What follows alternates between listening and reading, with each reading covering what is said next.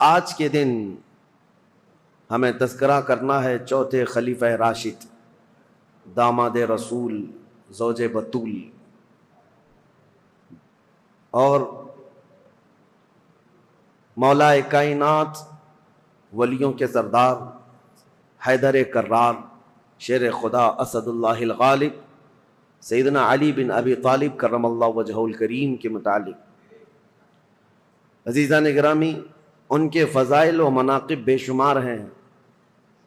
صحابہ اکرام رضوان اللہ تعالی علیہم اجمعین میں بہت سے صحابہ ایسے ہیں جنہوں نے ان کی فضیلتیں بیان کی، حتیٰ کہ ابن عساکر کی روایت ہے، میں نے رسول پاک ابن عساکر کی روایت یہ ہے کہ رسول کریم صلی اللہ تعالی علیہ وسلم سے صحابہ کی فضیلت میں جو حدیثیں وارد ہوئی ہیں ان میں سب سے زیادہ حضرت علی کرم اللہ وجہہ الکریم کے متعلق نظر آتی ہیں۔ حضرت علی بن ابی طالب یہ اول اسلام، سب سے پہلے اسلام میں آنے والے ہیں، سابقین اولین میں سے۔ جب حضور اکرم صلی اللہ تعالی علیہ وسلم لوگوں کو دعوت و تبلیغ پیش فرما رہے تھے مکہ مکرمہ کی وادی میں، اس وقت حضرت علی کرم اللہ وجہہ الکریم مشرف بہ اسلام ہو چکے تھے، جبکہ آپ کی عمر صرف 9 سال کی تھی۔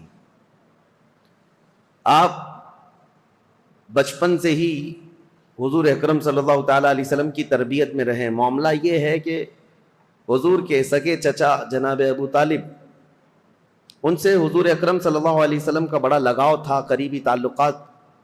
اس کی وجہ ایک یہ بھی تھی کہ جناب ابو طالب حضور صلی اللہ تعالی علیہ وسلم کی ہمیشہ حمایت میں لگے رہتے، مکہ کے کفار و مشرکین کے خلاف کھڑے رہتے، اور ان کی مالی حالت تھوڑی کمزور تھی۔ کس کی؟ جناب ابو طالب کی، چچا کی، اور اولاد زیادہ تھیں۔ تو نبی پاک صلی اللہ تعالی علیہ وسلم نے ابو طالب کے یہ کئی بیٹے تھے جناب ابو طالب کے، ان میں سے حضرت علی بن ابی طالب کو حضور نے اپنی گود میں لے لیا کہ ان کی پرورش کی ذمہ داری، ان کی کفالت کا خرچہ ہم اٹھائیں گے۔ اس اعتبار سے بچپن سے ہی حضرت علی کرم اللہ وجہہ الکریم حضور صلی اللہ تعالی علیہ وسلم کی آغوش تربیت میں بڑھے، حضور نے پرورش فرمائی۔ پیدائش کے واقعات بھی بڑے اہم ہیں۔ آپ کی والدہ ماجدہ فاطمہ بنت اسد ہیں، یہ اسلام میں پہلی خاتون ہیں جو اللہ رب العزت کی طرف ہجرت کرنے والی۔ حضرت فاطمہ بنت اسد جو رسول کریم صلی اللہ تعالی علیہ وسلم کی چچی تھیں اور مولا کائنات علی مرتضیٰ رضی اللہ تعالیٰ عنہ کی والدہ تھیں۔ روایات یہ ملتی ہیں کہ حضرت علی رضی اللہ تعالیٰ عنہ جب پیدا ہوئے تھے تو آپ آنکھیں نہیں کھول رہے تھے، تو لوگوں کو ایک غم بھی تھا کہ بچہ آنکھیں ہی نہیں کھولتا۔ حضور صلی اللہ تعالیٰ علیہ وسلم کو ایک خبر دی گئی، حضور تشریف لائے اور بچے کو گود میں لیا۔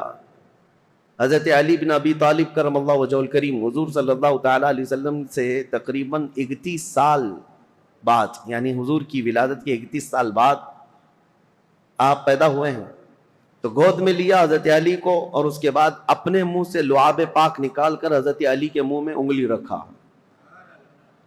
اور جیسے ہی حضرت علی کے منہ میں رکھا، وہ اب تک دودھ نہیں پیے تھے اپنی ماں کا، تو حضور صلی اللہ تعالیٰ علیہ وسلم کی انگشت مبارک آتے ہی اس کو چوسنا شروع کیا، اور آنکھیں کھولی تو سب سے پہلے دنیا میں چہرے رسول کو دیکھا۔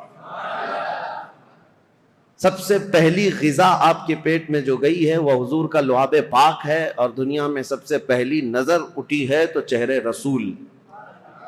یہ سب سے بڑی فضیلت ہے۔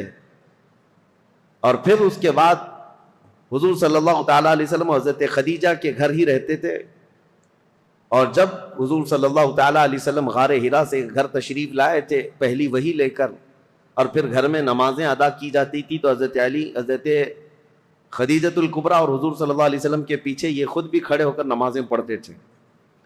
اور اس کے بعد جب حضور صلی اللہ تعالیٰ علیہ وسلم نے اعلان نبوت فرمایا اور دعوت اسلام لوگوں کو دینا شروع فرمائی، تو سب سے پہلے حضرت علی کرم اللہ وجہہ الکریم بچوں میں ایمان لانے والے ہیں۔ وہ واقعہ آپ خود بیان کرتے ہیں کہ حضور مکہ کے سارے لوگوں کو ایک جگہ پر کوہ صفا کے قریب جمع فرمائے تھے، صفا پہاڑی کے پیچھے، اور خاندان کے سارے لوگ موجود تھے، حضور کی پھوپھیاں، حضور کے چچا، جتنے لوگ تھے قریش سب تھے۔ ان کے درمیان جب نبی پاک صلی اللہ تعالیٰ علیہ وسلم نے اپنی نبوت کا اعلان فرمایا اور خدائے واحد کی طرف بلایا، اور پھر اخیر میں یہ ارشاد فرمایا کون ہے جو تم میں سے میری دعوت کو قبول کرے؟ تو جب حضور یہ فرماتے تو حضرت علی کھڑے ہوتے، یہ کہتے میں کمزور ہوں، پتلی ٹانگوں والا ہوں، آنکھوں میں آشوب چشم ہے، لیکن میں آپ کی دعوت پر لبیک کہتا ہوں۔ حضور صلی اللہ تعالیٰ علیہ وسلم دوبارہ فرماتے کون ہے جو میری دعوت پر لبیک کہے، دین اسلام کی حمایت کے لیے کھڑا ہو۔ دوسری مرتبہ پورا مجمع سناٹے میں تھا، پھر حضرت علی کھڑے ہوتے ہیں، عرض کرتے ہیں میں چھوٹا ہوں عمر میں اور کمزور ہوں، لیکن میں آپ کے دین اسلام کی حمایت کے لیے کھڑا ہوں۔ تیسری مرتبہ حضور نے فرمایا پورے مجمع میں کوئی ہے، تب بھی مولا کائنات علی مرتضیٰ رضی اللہ تعالیٰ عنہ ہی کھڑے ہوئے۔ حضور صلی اللہ تعالیٰ علیہ وسلم نے ان کو گلے لگایا اور دعا کی مولا اس کی ٹانگوں میں اور اس کی بازوؤں میں قوت عطا فرما۔ نبی پاک صلی اللہ تعالیٰ علیہ وسلم کی دعائے پاک کا اثر تھا کہ پھر دنیا نے انہیں پہچانا ہے، اور اس کے بعد پھر صحابہ خود کہتے ہیں حضرت علی کی طاقت کے مثل ہم میں سے کسی کی طاقت نہیں تھی، وہ حیدر کرار شیر خدا بن کر پوری دنیا میں چمکے ہیں۔ یہ رسول اللہ کی دعا تھی۔ پھر جب نبی پاک صلی اللہ تعالیٰ علیہ وسلم ہجرت فرمانے کے لیے ارادہ فرمایا تو اپنے بستر پر کسی کو نہیں، حضرت علی کو سلایا تھا۔ یہ سخت رات تھی، اور انجانے میں اور غلطی میں کفار و مشرکین جو حضور کے قتل کا منصوبہ بنائے ہوئے تھے، گھر میں داخل ہو کر جو سویا ہوتا بستر پر اس کو قتل کر دیتے۔ حضرت علی کرم اللہ وجہہ الکریم کو حضور صلی اللہ علیہ وسلم نے اپنے بستر پر سلایا تھا اور کہا تھا میں جا رہا ہوں مدینے، اور صبح ہونے کے بعد میرے پاس جو کفار و مشرکین کی امانتیں ہیں وہ دے کر تم بھی مدینے آ جانا۔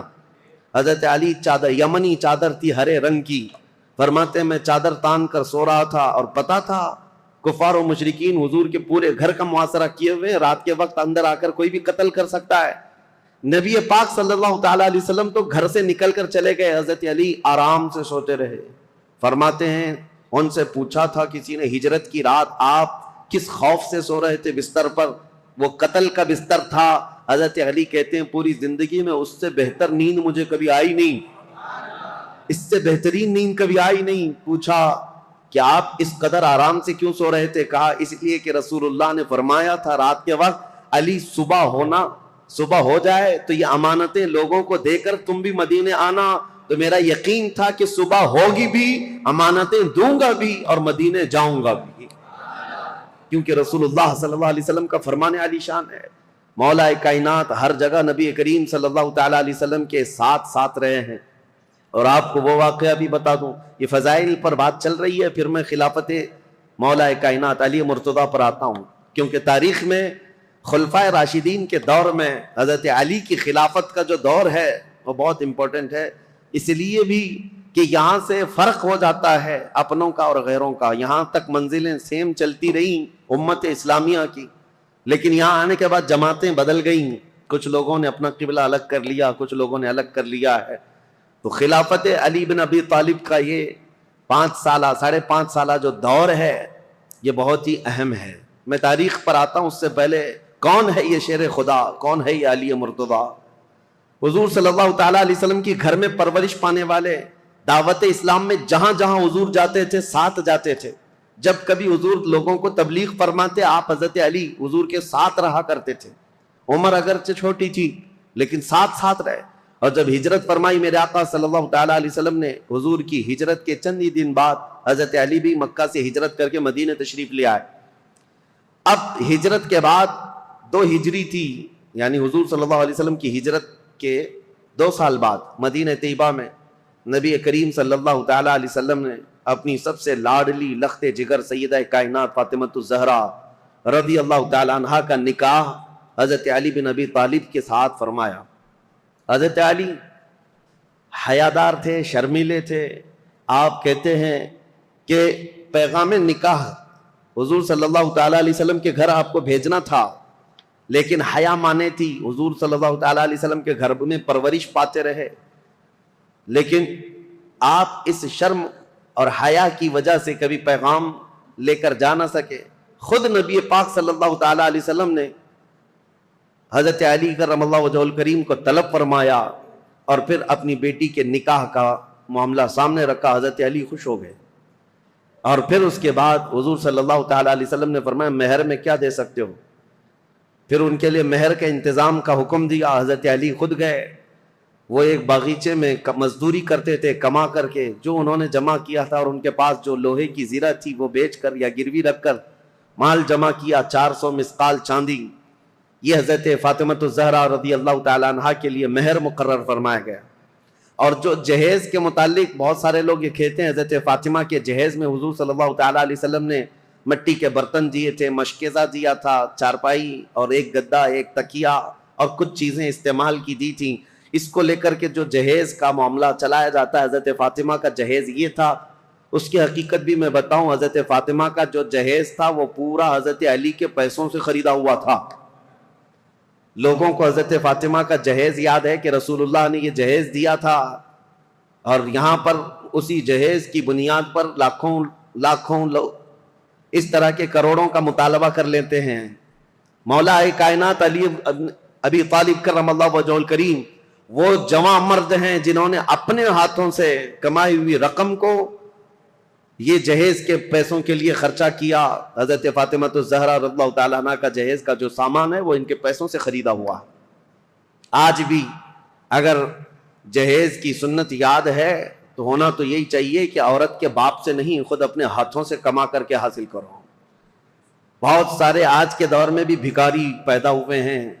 میں تو ان سے ہمیشہ ہی کہتا ہوں کہ جن کی طلب ہی یہ ہے کہ شادی اسی لیے کرنا چاہتے ہیں، ابھی بھی میرے پاس کنٹینیو بنگال سے، بہار سے کچھ لوگ مطالبہ اس بات کا کر رہے ہیں کہ ہمارے گھر میں شادیاں ہیں اور جہیز بہت سامنے والے مانگ رہے ہیں، بائک دینا ہے، کسی کو فلاں دینا ہے، کیا تعاون ہو سکتا ہے؟ ہم نے کہا یہ بائک خرید کر دینے کے لیے علامان فاؤنڈیشن تیار کیا گیا ہے، جہیز کے لیے۔ ہم نے ان کو یہ کہا پہلی بات تو یہ ہے بائک دینا نہیں دینا یہ بعد میں، بیٹی ہی مت دو پہلے ایسے بھکاری کو جو تمہارے گھر سے کھانا چاہتا ہو، تمہاری بیٹی کو کیا کھلائے گا؟ مجھ سے اگر مشورہ لینا چاہتے ہو تو میں اس داماد کو یہی کہوں گا ایک کھٹوری لے لو، کسی مسجد کے باہر بیٹھ جاؤ، روزانہ ایک ایک سکہ گرتا رہے گا اور جہیز سے زیادہ مال اس میں جمع ہو جائے گا۔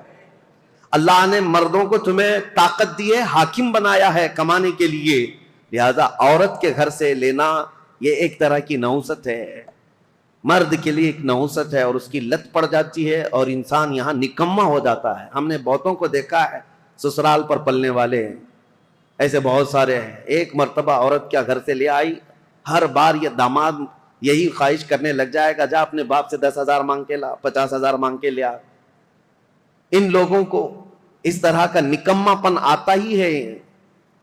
میرے عزیزو، اس معاملے کو اور بلکہ اس بری رسم کو بدلنے کی ضرورت ہے۔ کہاں رسول پاک صلی اللہ تعالیٰ علیہ وسلم کی شریعت طیبہ طاہرہ؟ بیچ میں بات آئی ہے تو مختصراً عرض کروں۔ ایک صحابی آئے تھے، غریب تھے، انہوں نے کہا شادی کرنا ہے، کہا کچھ دینا ہوگا تمہیں، میں انصار کی کسی بیٹی سے تمہارا نکاح کر دوں گا، تم مہر میں کیا دو گے؟ جہیز میں نہیں۔ حضور صلی اللہ تعالیٰ علیہ وسلم نے مہر کے لیے پوچھا، مہر تو واجب ہے۔ اس صحابی نے کہا کہ میرے پاس کچھ نہیں۔ حضور نے فرمایا کیا ایک چاندی کی انگوٹھی دے سکتے ہو مہر؟ کہا یا رسول اللہ میں تو اتنا غریب ہوں، لوہے کی انگوٹھی بھی نہیں دے سکتا۔ 2 دن کے بعد حضور نے انہیں طلب فرمایا، کہا کہ کچھ ہے تمہارے پاس؟ پھر مدینے کے انصار صحابہ میں سے ایک کی بیٹی کو طلب کیا، کہا اس کا نکاح فلاں جوان سے کر دو۔ انہوں نے کہا حضور آپ کا حکم جو ہوگا۔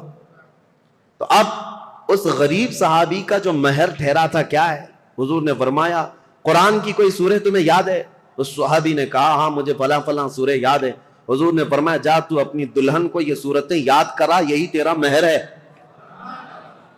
نکاح کو آسان کرو، زنا کو مشکل بنا دو، یہ ہماری شریعت ہے۔ یہ نہیں ہے کہ زنا آسان کر دو اور نکاح اتنا بھاری کر دو کہ اس کے لوازمات اتنے بڑھ گئے کہ جوان لوگ آج نکاح کرنے میں گھبرانے لگتے ہیں، اتنا مال کیسے جمع کروں؟ جس کو پوچھو یہی کہتا ہے ابھی سٹینڈ ہونا ہے، مجھے ایسا لگتا ہے ابھی ہوا پہ چل رہا ہے، سب کو سٹینڈ ہونا ہے، ابھی تک سٹینڈ ہوا ہی نہیں۔ چھوڑو ان برے رسم و رواج کو، اصل بات یہ ہے کہ ہم جس ملک میں رہتے ہیں ہندوانہ رسم و رواج ہمارے درمیان آ گئی ہیں، ورنہ عرب میں آپ ہوتے تو پتہ چلتا کہ لڑکیاں مہر کتنا مانگتی ہیں۔ بیچارے عرب لوگ 35-40 سال کے ہو جاتے ہیں، ان کو شادی کرنا مشکل ہو گیا۔ وہاں الٹا معاملہ ہے، وہاں الٹا معاملہ ہے، لڑکیاں مانگتی ہیں بہت، اور کم سے کم 50,000 ریال جو سعودی کے ہوتے ہیں، یعنی 10-11 لاکھ یا 12 لاکھ مہر میں رکھواتی ہیں۔ یہ وہاں کا مزاج ہے۔ اور جب ان سے کہا جائے نہیں ہم کو پیسے نہیں دینا پڑتا ہے، لڑکی پیسے دیتی ہے، تو عرب والے کہتے ہیں ہم تو ایسی 4 کرنے کو تیار ہیں فری میں۔ جاؤ کسی بھی ہندوستانی لڑکی کے باپ سے کہو کہ کچھ بھی جہیز مت دینا، کوئی چیز مت دینا، یوں ہی دے دینا لڑکی، ہم بیاہ کر کے لے آئیں گے۔ اسی لیے بہت سارے عرب یہاں سے آ کر کے نکاح کر کے لے جاتے ہیں۔ ابھی ہمارے کئی لوگ ہیں وہ یہ کہنے لگ گئے کہ ہم انڈونیشیا سے شادی کر کے لا رہے ہیں۔ عرب میں یہ بہت مشکل ہو گیا ہے، دونوں نظام غلط ہو گئے ہیں، شریعت مصطفیٰ سے ہٹے ہوئے نظام ہے۔ بات مختصراً اتنی عرض کروں گا، اگر ہمارے لیے آئیڈیل ہے، کوئی نمونہ عمل ہے، تو رسول اللہ صلی اللہ تعالیٰ علیہ وسلم کی بیٹی کی شادی، مولا علی کرم اللہ وجہہ الکریم کی شادی، یہ دیکھنا چاہیے، آپ کو پڑھنا چاہیے کہ ان کی شادی کیسی ہوئی تھی۔ کوئی نوجوان پوچھنے کو تیار نہیں ان کی شادی کیسی ہوئی تھی، کوئی یہ نہیں پوچھتا کہ ان کی شادی کیسی ہوئی، وہ اپنے اعتبار سے شادیاں رچاتا ہے۔ بہرحال سیدنا علی بن ابی طالب رضی اللہ تعالیٰ عنہ جب ہجرت کر کے آئے تھے تو ایک معاملہ اور بھی میں بتا دوں، آپ کی قرابت رسول اللہ کے ساتھ، حضور صلی اللہ تعالیٰ علیہ وسلم ان سے کتنی محبت کرتے۔ جتنے ہجرت کر کے آئے تھے صحابہ وہ مہاجرین ہیں، اور جو مدینے میں تھے وہ انصار۔ ایک انصاری صحابی کو حضور بلاتے اور ایک مہاجر کو، اور دونوں کا ہاتھ پکڑ کر کہتے آج سے تم بھائی بھائی۔ تو یہ عقد مؤاخات میں نے تاریخ میں بتایا تھا، حضور نے ہجرت کے بعد سب سے پہلے کام یہ فرمایا تھا، بھائی چارگی قائم کر دی تھی۔ تو یہ زبانی نہیں بلکہ وہ صحابہ حقیقت میں پوری زندگی میں ان کو بھائی بنا کر رہتے تھے، حتیٰ کہ اپنی جائیدادوں میں بھی ان کو حصہ دیا ہے حضور نے، جن کو بھائی بنایا۔ تو یہ عقد مؤاخات چل رہا تھا، ایک انصار ایک مہاجر، ایک انصار ایک مہاجر، سب کی جوڑیاں بن گئی مدینے میں۔ اور جب یہ عقد مؤاخات ختم ہوا تو حضرت علی اکیلے بچ گئے، ان کے لیے کوئی انصار جوڑی کے لیے بچا ہی نہیں تھا۔ حضور نے سب کی جوڑیاں بنا دی، فلاں مہاجر کا فلاں انصار بھائی ہے۔ لیکن حضرت علی غمگین ہو گئے، کہا یا رسول اللہ صلی اللہ تعالیٰ علیہ وسلم، میں اخیر میں تنہا رہ گیا، میرے لیے کوئی انصاری صحابی بھائی بننے کو تیار نہیں، یا بھائی نہ بن سکا۔ نبی پاک صلی اللہ تعالیٰ علیہ وسلم نے حضرت علی سے کہا یا علی انت اخی فی الدنیا والآخرہ، کیا تو اس بات پر راضی نہیں دنیا میں بھی اور آخرت میں تو میرا بھائی ہے؟ انصار اور مہاجرین آپس میں بھائی ہیں، لیکن رسول اللہ نے حضرت علی کو اپنا بھائی کہا، اخی رسول اللہ۔ وہ حضور صلی اللہ تعالیٰ علیہ وسلم کے رشتے میں بھی بھائی تھے، اور یہ عقد مؤاخات جو مدینے میں ہوئی اس میں بھی حضور کے بھائی بنے۔ نبی کریم صلی اللہ تعالیٰ علیہ وسلم کی قرابت ایسی تھی، ایک مرتبہ یمن بھیج رہے تھے حضور ان کو وہاں کا قاضی بنا کر، تو جا رہے تھے تو حضور صلی اللہ علیہ وسلم سے عرض کیا یا رسول اللہ عمر چھوٹی ہے، مقدمات نئے نئے آتے ہیں، فیصلہ کرنا میرے لیے مشکل ہو جائے گا، میں کیسے جاؤں، ایک نئی وادی، نئے لوگ، نیا مزاج، نیا موسم۔ نبی پاک صلی اللہ تعالیٰ علیہ وسلم نے ان کے سینے پر ہاتھ مارا اور کہا مجھے تم پر پورا یقین ہے، جو بھی کرو گے تم اللہ اس کے رسول کی رضا کے مطابق کرو گے۔ اور اس کے بعد مولا کائنات علی بن ابی طالب کرم اللہ وجہہ الکریم فیصلوں میں اس قدر ماہر ہو گئے کہ پورے مدینے کے صحابہ کہتے ہیں ہم سے چھوٹی بھی چیز کوئی ہوتی تو ہم یہی کہتے کہ حضرت علی کے پاس لے چلو۔ حتیٰ کہ جب حضرت عمر فاروق کا دور آیا، حضرت عمر فاروق جب کبھی کوئی مقدمہ آتا تو مجلس میں پہلے پوچھتے علی ہے کہ نہیں ہے، مقدمہ بعد میں سنتے، پہلے پوچھتے علی ہے یا نہیں۔ حضرت علی اگر نہیں ہوتے مجلس میں، حضرت عمر کہتے علی کو آنے دو، اس کے بعد مقدمہ سنا جائے گا۔ اور وہ خود کہتے ہیں میں اس مجلس سے پناہ مانگتا ہوں جس میں علی بن ابی طالب نہ ہو۔ یہ حضرت عمر فاروق رضی اللہ تعالیٰ عنہ، فیصلہ لینے میں حضرت علی کرم اللہ وجہہ الکریم کی یہ مہارت تھی، یہ رسول اللہ کے صرف دست مبارکہ کی بات تھی۔ حضور نے ان کے سینے پر مار کر کہا تھا کہ تم اللہ اس کے رسول کی رضا کے مطابق فیصلے کرو گے۔ پھر ایک مرتبہ حضور صلی اللہ تعالیٰ علیہ وسلم جنگ تبوک میں جا رہے تھے، تو اس وقت حضرت علی اس جنگ میں شریک نہیں، آپ کو مدینے کا حاکم بنایا گیا تھا، کیونکہ جب بھی جنگ میں جاتے تھے تو مدینے میں کسی کو امیر بنا کر جاتے تھے، کیونکہ مدینہ طیبہ میں جو بچے، بوڑھے اور خواتین جو جہاد میں شریک نہیں ہیں ان کی نگرانی کے لیے بھی کوئی ہونا تھا۔ تو اس بار حضرت علی کی باری آئی، حضرت علی کو بنایا گیا کہ تم حضور صلی اللہ تعالیٰ علیہ وسلم کی غیر موجودگی میں مدینے کے والی ہو، مدینے کے حاکم ہو۔ آپ کے آنکھوں میں آنسو آ گئے۔ یہ وہ علی بن ابی طالب ہیں جو بدر میں شریک ہیں، احد میں شریک ہیں، خندق میں شریک ہیں، ہر جنگ میں شرکت کی ہے، اور یہ جنگ تبوک میں جانے سے آپ کو روکا گیا تو آئے، کہا یا رسول اللہ صلی اللہ تعالیٰ علیہ وسلم کیا مجھے بچوں اور عورتوں پر حاکم بنا کر آپ جا رہے ہیں؟ میں بچوں اور عورتوں کی دیکھ بھال کے لیے رہ جاؤں؟ نبی پاک صلی اللہ تعالیٰ علیہ وسلم نے ان کے لیے ایک جملہ فرمایا، اے علی کیا تم اس بات کو پسند نہیں کرتے کہ تم میرے لیے ویسے ہی ہو جیسے موسیٰ علیہ السلام کے لیے حضرت ہارون علیہ السلام تھے؟ جب موسیٰ علیہ السلام کوہ طور پر جا رہے تھے تورات لینے کے لیے اللہ کی بارگاہ میں، تو حضرت ہارون علیہ السلام کو انہوں نے اپنا وزیر بنایا تھا اور اپنا وزیر مقرر کیا تھا 40 دن تک کے لیے. ہاں بس نبی پاک صلی اللہ علیہ وسلم فرماتے ہیں اے علی تم میرے لیے ویسے ہی ہو جیسے موسیٰ علیہ السلام کے لیے حضرت ہارون علیہ السلام تھے، بس فرق اتنا ہے کہ میرے بعد کوئی نبی نہیں آئے گا. موسیٰ علیہ السلام نے جن کو وزیر بنایا تھا وہ بھائی بھی تھے حضرت ہارون اور نبی بھی تھے، لیکن حضرت علی کرم اللہ وجہہ الکریم نبی نہیں. اب یہاں سے ان حدیثوں کو سننے کے بعد ذہن صاف کر لیں، جتنا بھی بڑا مقام ہے مولا کائنات علی بن ابی طالب کا، لیکن وہ نبوت کا درجہ نہیں ہو سکتا، نبی نہیں ہو سکتے. کیونکہ اگر رسول اللہ کے بعد کسی کو نبی تسلیم کیا تو پھر وہ اسلام میں آیا ہی کہاں ہے؟ اس نے خاتم النبیین ہونے کا عقیدہ ہی ختم کر لیا تو ایسا شخص مسلمان نہیں، وہ اسلام سے خارج ہے. حضرت علی کی محبت اور ان کی عزت، ان کا احترام ہمارے سر آنکھوں پر ہے، لیکن کبھی ہم حضرت علی کو نبوت کے درجے تک نہیں پہنچا سکتے. لیکن کچھ جماعتیں ایسی ہوئیں شیعہ حضرات میں، سب نہیں، شیعہ میں بہت سارے فرقے پیدا ہوئے، تقریباً 70 فرقے تو میں پڑھ کر کے آیا، باقی ہے کتنے معلوم ہے. اس وقت سے حضرت عثمان غنی کی شہادت کے بعد سے جو شیعہ حضرات کی جماعتیں شروع ہوئیں، اہل تشیع بھی ان کو کہتے ہیں اور رافضی بھی ہیں، یہ ہر زمانے میں رہے اور ان میں فرقے بہت سارے ہوئے، کیسانیہ، غلات، اسماعیلیہ، دروزیہ، بزاریہ، نظاریہ، امامیہ، بہت سارے فرقے اس میں پیدا ہوئے. سب کے الگ الگ تھوڑے تھوڑے سے عقیدوں میں یا مسائل میں فرق ہے، لیکن ہے ایک ہی مینیو. کسی میں لال مرچی زیادہ، کسی میں ہلدی زیادہ، بس مینیو ایک ہی ہے. مین چیز جا کر کے وہیں پر ختم ہوتی ہے. حضرت علی کرم اللہ وجہ الکریم، مولا علی کرم اللہ وجہ الکریم کے متعلق جو عقائد گڑھے گئے، اس میں سے ایک فرقہ ایسا ہے جو حضرت علی کو خدا کے درجے تک پہنچاتا ہے، اور ان کا عقیدہ یہ بھی ہے کہ اللہ تعالی حضرت علی کی شکل میں دنیا میں آیا. نعوذ باللہ من ذالک، رب الارباب کہا، خالق کہا. ہم ایسے عقیدوں کے سخت خلاف ہیں. شرک ہرگز ہماری جماعت میں نہیں آ سکتا. حضرت علی رضی اللہ تعالیٰ عنہ کے لیے کچھ لوگوں نے الوہیت کا عقیدہ یعنی خدا ہونے کا عقیدہ بنایا، اور ایک فرقہ ایسا آیا وہ تو یہ کہنے لگے نبوت جو ہے وہ حضرت علی کو ملنے والی تھی، اور حضرت علی سوئے تھے تو اس لیے محمد صلی اللہ علیہ وسلم کو جبرائیل دے کے چلے گئے. یہ ایسا ہی بتا رہے ہیں جیسے نان کٹائی دے کر چلے گئے. ارے میاں نبوت ہے، جو جاگ رہا ہے اس کو نان کٹائی مل گئی، جو سو رہا ہے اس کو نہیں ملی. کوئی مٹھائی ہے؟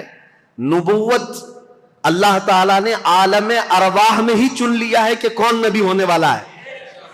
یہ سویا جاگتا ہوا معاملہ نہیں ہے. ابھی دنیا میں کوئی پیدا بھی نہیں ہوا تھا، صرف روحیں تھی. اسی وقت روحوں میں اللہ نے منتخب کر لیا ہے کہ کون نبی ہوگا. ایک بات یاد رکھیں، یہ عقیدہ مسلم عقیدہ اسلام کا کہ کوئی بھی شخص اپنی محنت، اپنی عبادت، اپنی ریاضت سے نبی ہرگز نہیں ہو سکتا. نبی صرف اللہ کے انتخاب سے ہوتا ہے. ہاں ولی بن سکتے ہو، آپ کثرت سے عبادت کر رہے ہو، اللہ کے ولی بن گئے، پرہیزگار بن گئے. ولی تو کوئی بنتا ہے کبھی عبادت سے، محنت سے، کثرت سے، اور کبھی عطا سے، لیکن نبی محنت سے، عبادت سے نہیں ہوتا. تم 1,00,000 سال بھی سجدے میں سر جھکا کر بیٹھے رہو، نبی نہیں بنو گے. نبی تو اللہ تعالیٰ کے انتخاب سے، اور اب تو کسی کے نبی ہونے کا امکان ہی نہیں. حضور صلی اللہ تعالیٰ علیہ وسلم کے آنے کے بعد کوئی نبی نہیں آئے گا. یہ عقیدہ ضروری ہے کیونکہ حضرت علی رضی اللہ تعالیٰ عنہ کے متعلق بہت ساری چیزیں گڑھی گئی ہیں. بیچ کا راستہ یہی ہے جو حق ہے، اہل سنت و جماعت کا راستہ، کہ ہم مولا کائنات علی ابن ابی طالب کرم اللہ وجہ الکریم کو اسی عظمت کے ساتھ مانتے ہیں جیسے رسول اللہ کے صحابہ مانتے تھے، اور حضور نے جیسے ان کے متعلق فضیلت بیان فرمائی، وہی اسی حیثیت سے ہم مولا کائنات علی ابن ابی طالب رضی اللہ تعالیٰ عنہ کو سر آنکھ پر رکھتے ہیں.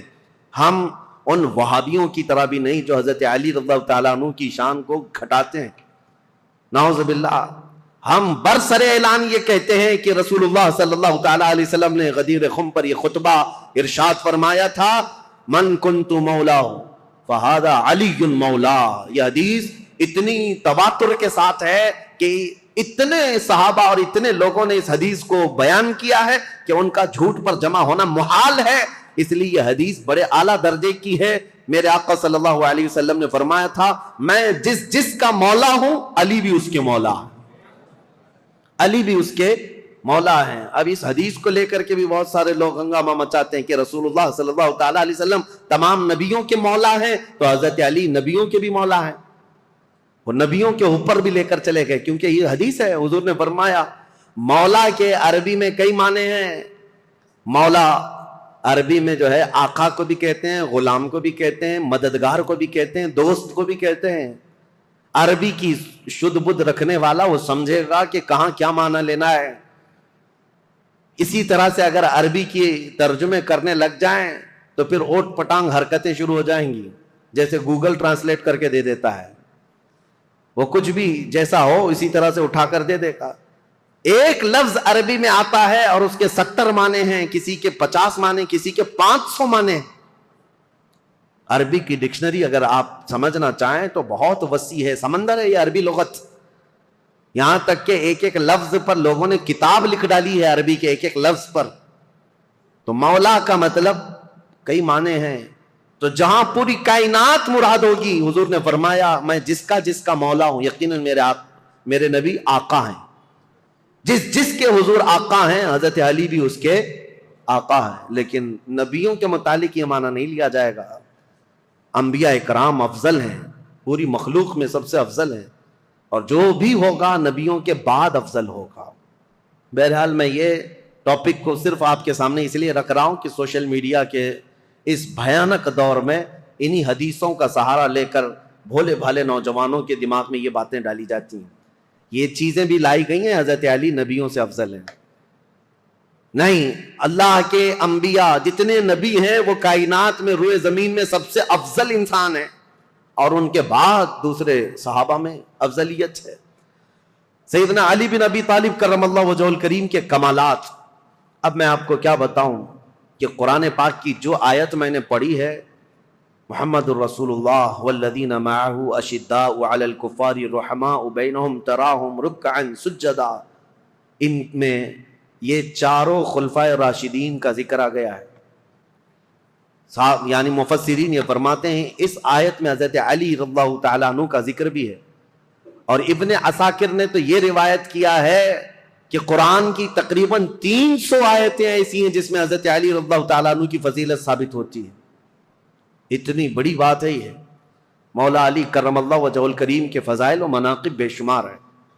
اب ان کا دور کیسے آیا، ان کی فضیلتیں آپ سنتے رہتے ہیں، اور سچ فرمایا شاعر نے ان کی فضیلت میں ایک جملہ کافی ہے، شاہ مرداں شیر یزداں قوت پروردگار، لا فتح الا علی لا سیف الا ذوالفقار۔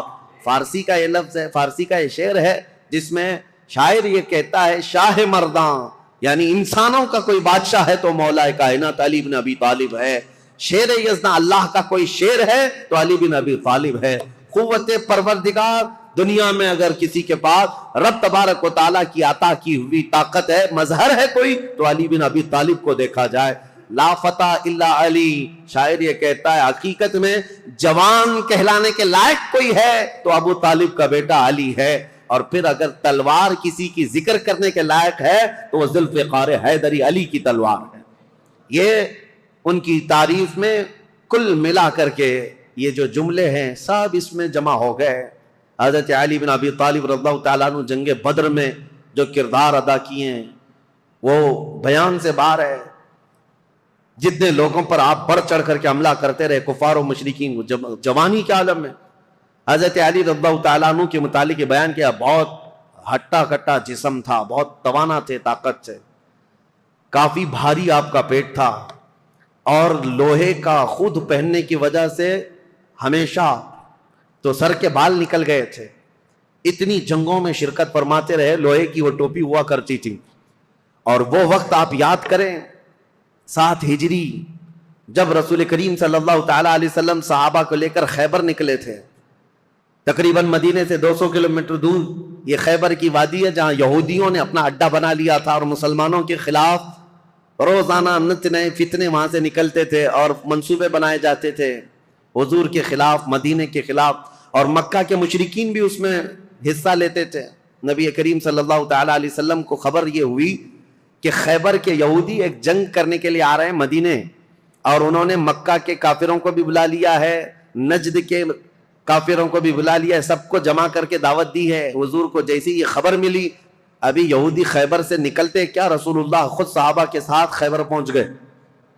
اور میں نے یہ خیبر کی تفصیلی جنگ کا بیان آپ کے سامنے پیش کر چکا ہوں جمعہ میں، جیسے سیرت مصطفیٰ کا جو درس کنٹینیو چلتا ہے اس میں جنگ خیبر میں نے بیان کیا ہے۔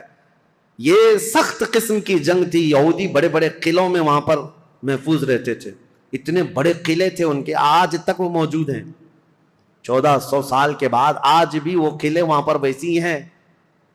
ان یہودیوں کی پناہ گاہ تھی، اس میں بیٹھ کر کے حملے کرتے تھے، اور ان کا یقین تھا یہ کہ ان قلعوں کو کوئی عبور نہیں کر سکتا۔ جب صحابہ وہاں پہنچے تھے یہودیوں کی حالت خراب تھی، اور ان کے ہاں ایک مرحب نامی شخص تھا جس کا دعویٰ تھا وہ 1000 آدمیوں سے اکیلا لڑ سکتا ہے، 1000 انسانوں سے اکیلا لڑ سکتا ہے۔ خیبر میں چھوٹی چھوٹی جنگیں ہوئی، وہاں کے جتنے قلعے تھے وہ صحابہ جب فتح کرنے لگ گئے تو آخری جو ان کا قلعہ تھا مرحب، جس کے انتظام پر لگا رہتا تھا، یہودیوں نے اس کو اتارا تھا مرحب کو، کہ اب آخر میں اب تمہاری باری ہے، اگر تم نہیں بچا پائے ان مسلمانوں سے تو ہمیں کوئی نہیں بچا پائے۔ مرحب مسلمانوں سے جنگ کرنے کو اپنی توہین سمجھتا تھا کہ یہ چھوٹے بادیہ نشین لوگ ہیں، کھجور کھا کر زندگی گزارتے ہیں، پیبند لگے کپڑے پہنتے ہیں، ان کے پیروں میں چپل تک نہیں ہوتی، یہ ہم سے جنگ کرنے آئے ہیں، بڑے تحقیر سے حقارت سے دیکھا کرتا۔ لیکن اب حالات ایسے تھے کہ یہ پورے مسلمان گردنوں پر سوار ہو کر کھڑے تھے، اب تو ڈیفنس کرنا ہی تھا۔ مرحب جب اپنے قلعے سے باہر آیا تو یہ سخت قسم کی جنگ تاریخ اسلام میں لکھی گئی ہے، کیونکہ خیبر فتح ہونے کے بعد ہی سارے فتوحات کا دروازہ کھل گیا ہے اسلام کے لیے۔ ساری فتحیں جتنی ہوئی یہ خیبر کے بعد، فتوحات کا دروازہ کھل گیا تھا جو رکنے کا نام نہیں لیتا۔ تو جیسے ہی مرحب سامنے آیا تو اس نے پکار کر کے یہ کہا شعر پڑھتے ہوئے کہ تمہیں پتا ہے کہ خیبر پورا مجھے پہچانتا ہے، یہاں کے در و دیوار سے پوچھو کہ مرحب کس کا نام ہے۔ مرحب کی آواز سے اور اس کے چلنے پھرنے سے یہاں کے پتھر بھی کانپتے ہیں۔ وہ رجزی اشعار پڑھ رہا تھا۔ تو حضرت علی کرم اللہ وجہہ الکریم اس جنگ میں کیسے شریک ہوئے تھے؟ یہ 3 دن تک کنٹینیو چل رہی تھی، صحابہ کو فتح نہیں مل رہی تھی، کچھ صحابہ شہید بھی ہو گئے تھے، اور رات کے وقت رسول کریم صلی اللہ تعالی علیہ وسلم بیٹھے اور کہا کل کی صبح ہونے دو، میرے ہاتھ میں جو پرچم ہے میں ایسے کو دوں گا جس کو اللہ اس کے رسول بے حد چاہتے ہیں، اور اللہ تعالیٰ نے اس کے ہاتھ میں یہ فتح رکھی ہے۔ صحابہ کہتے ہیں پوری رات ہم نہیں سوئے۔ حضور نے جو یہ بشارت دی تھی اس میں بشارتیں کیا کیا تھی؟ ایک تو یہ تھی کہ قلعہ اس کے ہاتھ فتح ہوگا، دوسرا یہ کہ اللہ اس کو اور اس کے رسول بے حد اسے چاہتے ہیں۔ حضرت عمر کہتے ہیں ہمیں غالب گمان یہی رہتا تھا کہ شاید جھنڈا ہمارے ہاتھ میں آئے گا۔ صبح اسی طرح رات کروٹ لے کر صحابہ نے گزاری تھی کہ ہمارا نام آ جائے گا۔ جیسی صبح ہوئی نبی کریم صلی اللہ تعالیٰ علیہ وسلم نے صحابہ کی جماعت کو جمع کیا، سب گردنیں اٹھا کر حضور کو دیکھ رہے تھے کہ یہ جھنڈا کس کے ہاتھ میں ہوگا۔ پھر رسول کریم صلی اللہ تعالیٰ علیہ وسلم نے پکار کر کہا علی بن ابی طالب کہاں ہے؟ اس جماعت میں وہ تھے ہی نہیں وہ صحابہ، کیونکہ اس وقت وہ بیمار تھے، بخار بھی سخت تھا۔ حضور صلی اللہ تعالیٰ علیہ وسلم سے عرض کیا یا رسول اللہ صلی اللہ علیہ وسلم ان کی آنکھوں میں آشوب آیا ہے، جو لال ہو جاتی ہیں آنکھیں، تو آنکھیں لال ہو گئی ہیں اور بخار زدہ ہیں۔ حضور نے فرمایا اسی حالت میں ان کو لے کے آؤ۔ بستر سے اٹھا کر حضرت علی کو لایا گیا، آنکھوں سے پانی بہ رہا تھا۔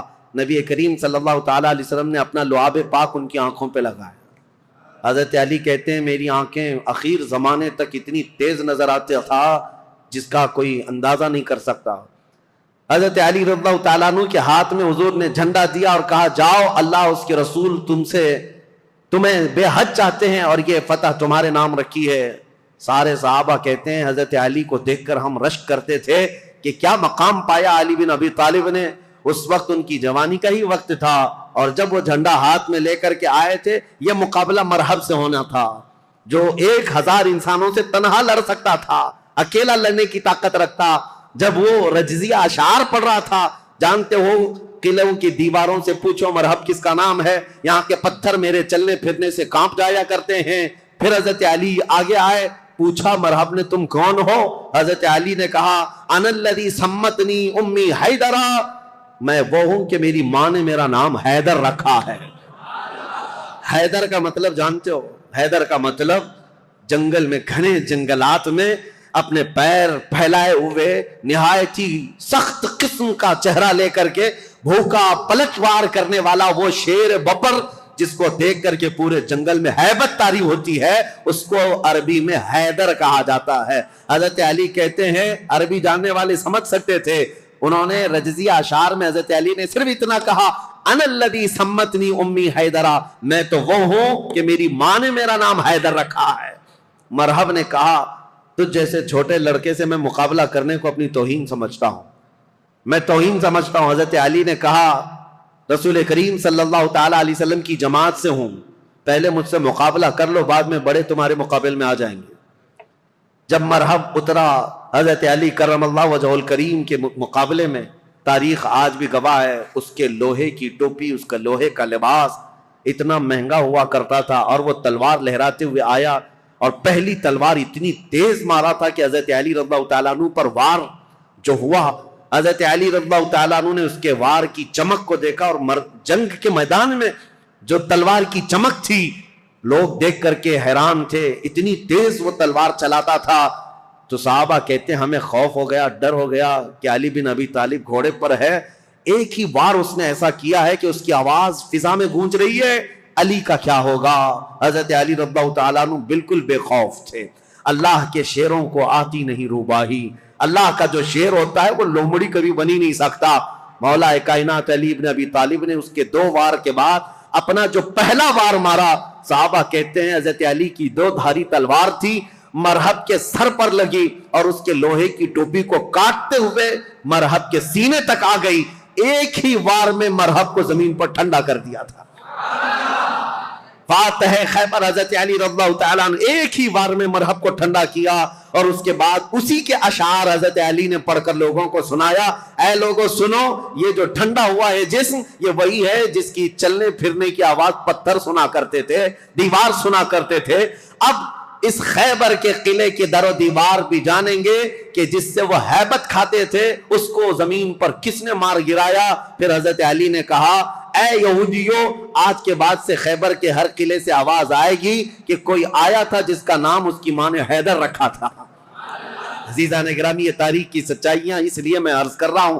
مولا علی بن ابی طالب کرم اللہ وجہہ الکریم، اس جنگ میں صحابہ کی روایت ہے، ابن عساکر کی روایت یہ ہے کہ حضرت علی بڑھتے گئے اس قلعے کے پھاٹک کو توڑ دیا تھا، جو دروازہ ہوا کرتا تھا۔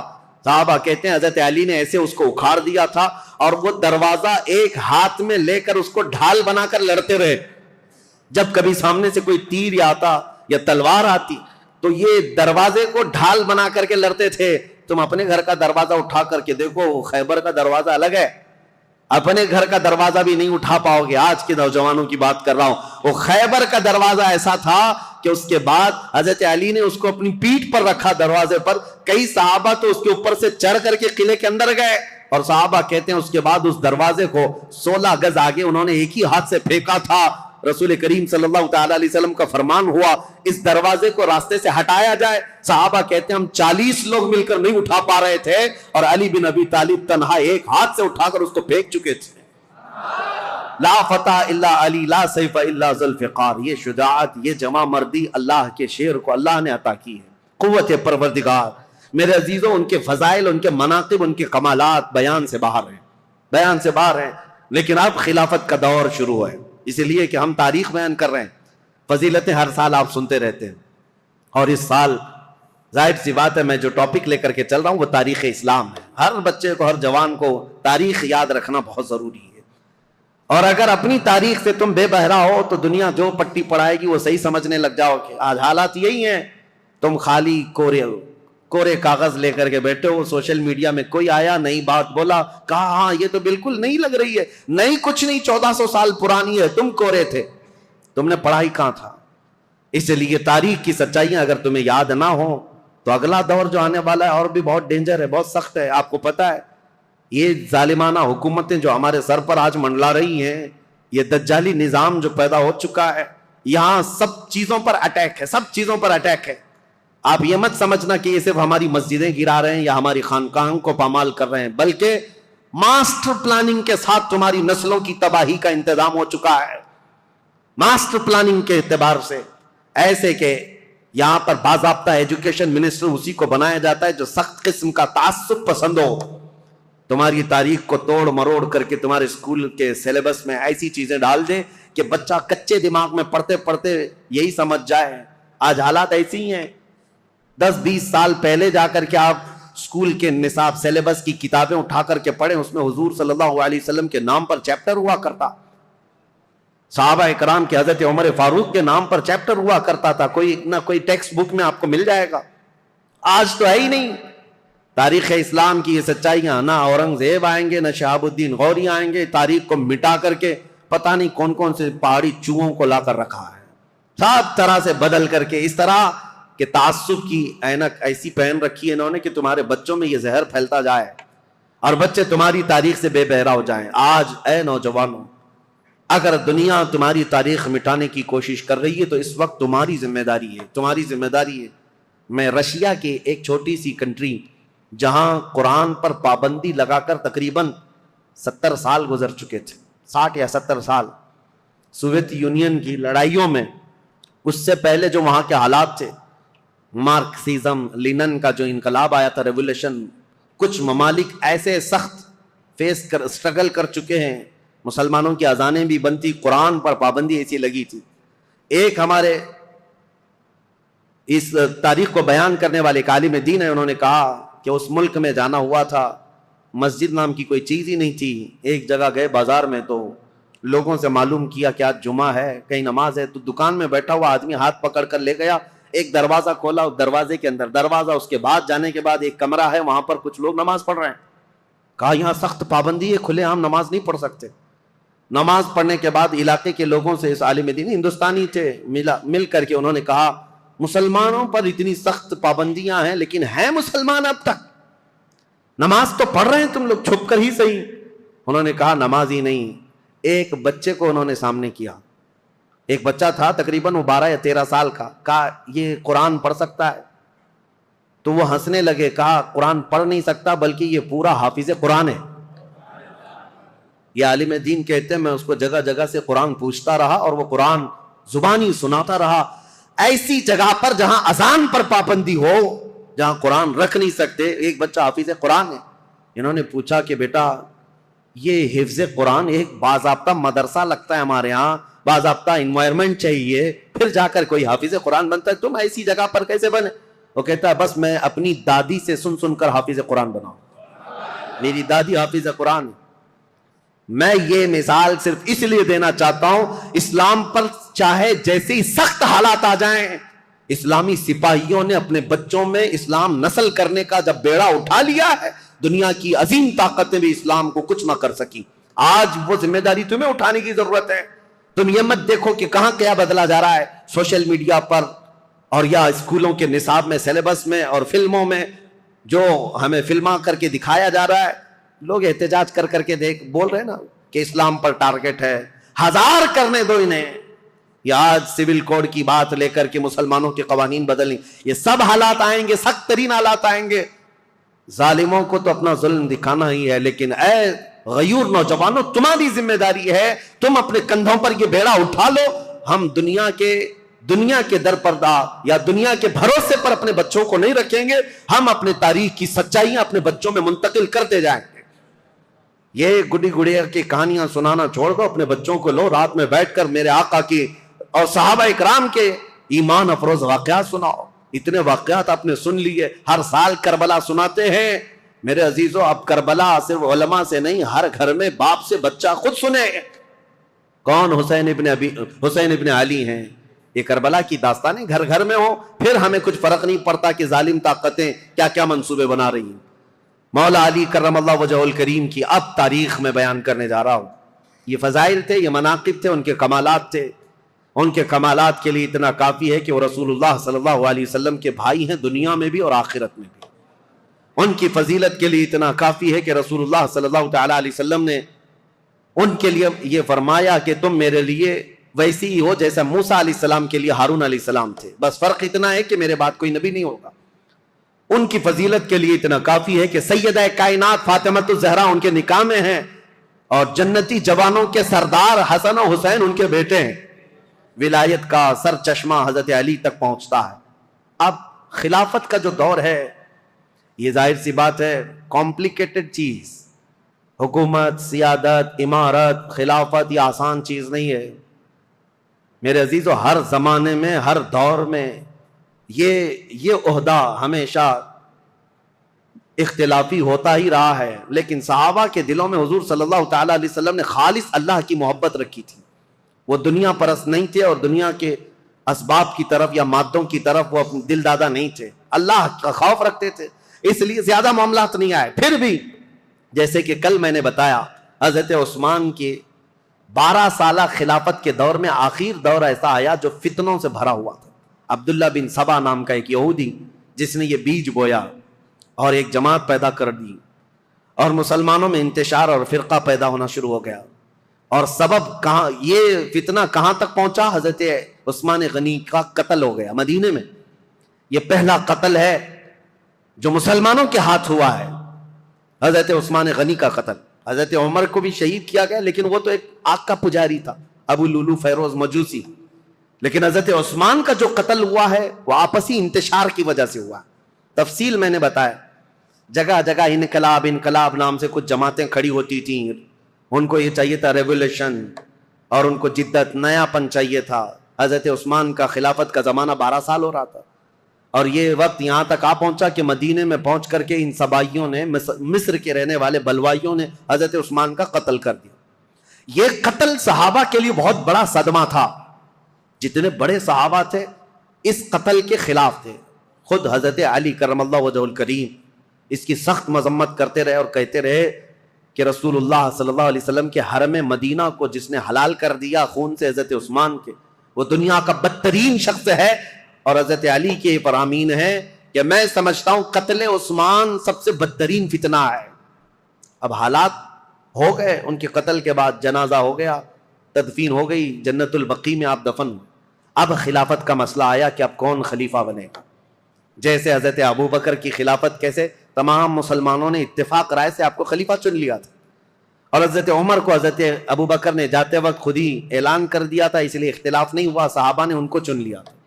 اور حضرت عثمان کی خلافت کیسے ہوئی تھی؟ 6 صحابہ جمع ہوئے تھے، کل جیسے میں نے بتایا مجلس شورا اس کو کہتے ہیں، جس میں حضرت سعد بن ابی وقاص، عبد الرحمن بن عوف، حضرت زبیر، حضرت طلحہ اور حضرت علی، حضرت عثمان، یہ 6 لوگ تھے۔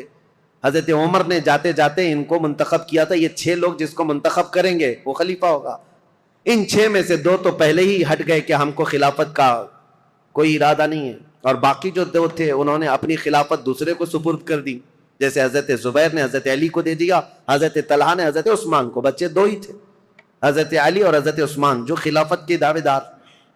لیکن حضرت عبد الرحمن بن عوف نے دونوں سے وعدہ لے لیا تھا، ہم جس کی بیعت کریں گے ایک دوسرا اس کی پیروی کرے گا، اطاعت کرے گا۔ تو جب حضرت عثمان کی بیعت ہو گئی تو حضرت علی نے بھی بیعت کیا۔ اب یہ پوری روایت مسند ابی یعلا میں، تاریخ ابن عساکر میں، خود حضرت علی کرم اللہ وجہ الکریم سے منقول یہ روایت میں آپ کے سامنے رکھتا ہوں۔ جب حضرت علی کے ساتھ ایک معاملہ پیش آیا تھا، وہ بھی میں ابھی تاریخ میں بتاتا ہوں۔ 2 جنگیں ہوئی ہیں جو تاریخ کی بدترین قسم کی، یعنی جس میں مسلمانوں کا بہت بڑا نقصان ہوا ہے۔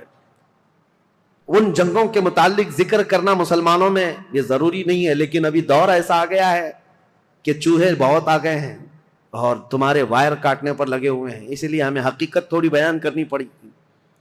جنگ جمل، جنگ صفین کے متعلق خلفشار مچا کر رکھا ہے کچھ لوگوں نے، اس لیے حقیقت کیا ہے وہ بتاؤں گا۔ اس وقت جب بصرہ میں گئے تھے حضرت علی، ایک مشہور تابعی ہیں اور ایک صحابی ہیں حضرت احنف بن قیس، انہوں نے پوچھا تھا حضرت علی سے، اے علی آج آپ اپنے گھوڑے پر سوار ہو کر بصرہ تک آ گئے ہیں، آپ یہ بتائیں رسول پاک صلی اللہ تعالی علیہ وسلم نے کیا آپ کو اس کا حکم دیا تھا، یا آپ یہاں تک کس لیے آئے؟ تب حضرت علی نے تفصیلاً ایک حدیث پر جو حضرت علی سے مروی ہے بیان کیا، کہا لوگوں سنو، میری قرابت رسول اللہ سے کیا ہے وہ بتانے کی چندہ ضرورت نہیں، میری رشتہ داری کیا ہے، لیکن جب رسول کریم صلی اللہ تعالی علیہ وسلم کی وفات ہوئی تو ہمیں ڈر یہ تھا کہ اختلاف پیدا ہو جائے گا مسلمانوں میں، لیکن اللہ کریم ایسا کرم کیا کہ حضرت ابو بکر صدیق کو مہاجرین اور انصار سب نے بال اتفاق خلیفہ مان لیا.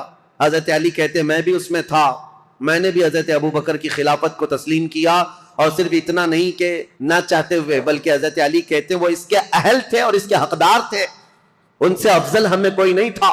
میں نے ان کی خلافت کو تسلیم کیا, اور جب جب انہوں نے جنگوں میں شرکت کا کہا میں نے جنگوں میں شرکت کی, جتنا انہوں نے مجھے حصہ دیا میں اس میں سے حصہ لیتا رہا. لیکن جب حضرت ابو بکر صدیق کا انتقال ہوا تو حضرت علی کہتے ہیں میرے دل میں یہ خیال تھا, لیکن حضرت ابو بکر نے جانے سے پہلے ہی ایک وصیت کر دی تھی مسلمانوں کو حضرت عمر کے نام پر کہ عمر بن خطاب کو میں صحیح سمجھتا ہوں, تم لوگ اپنا اس کو منتخب کر لو.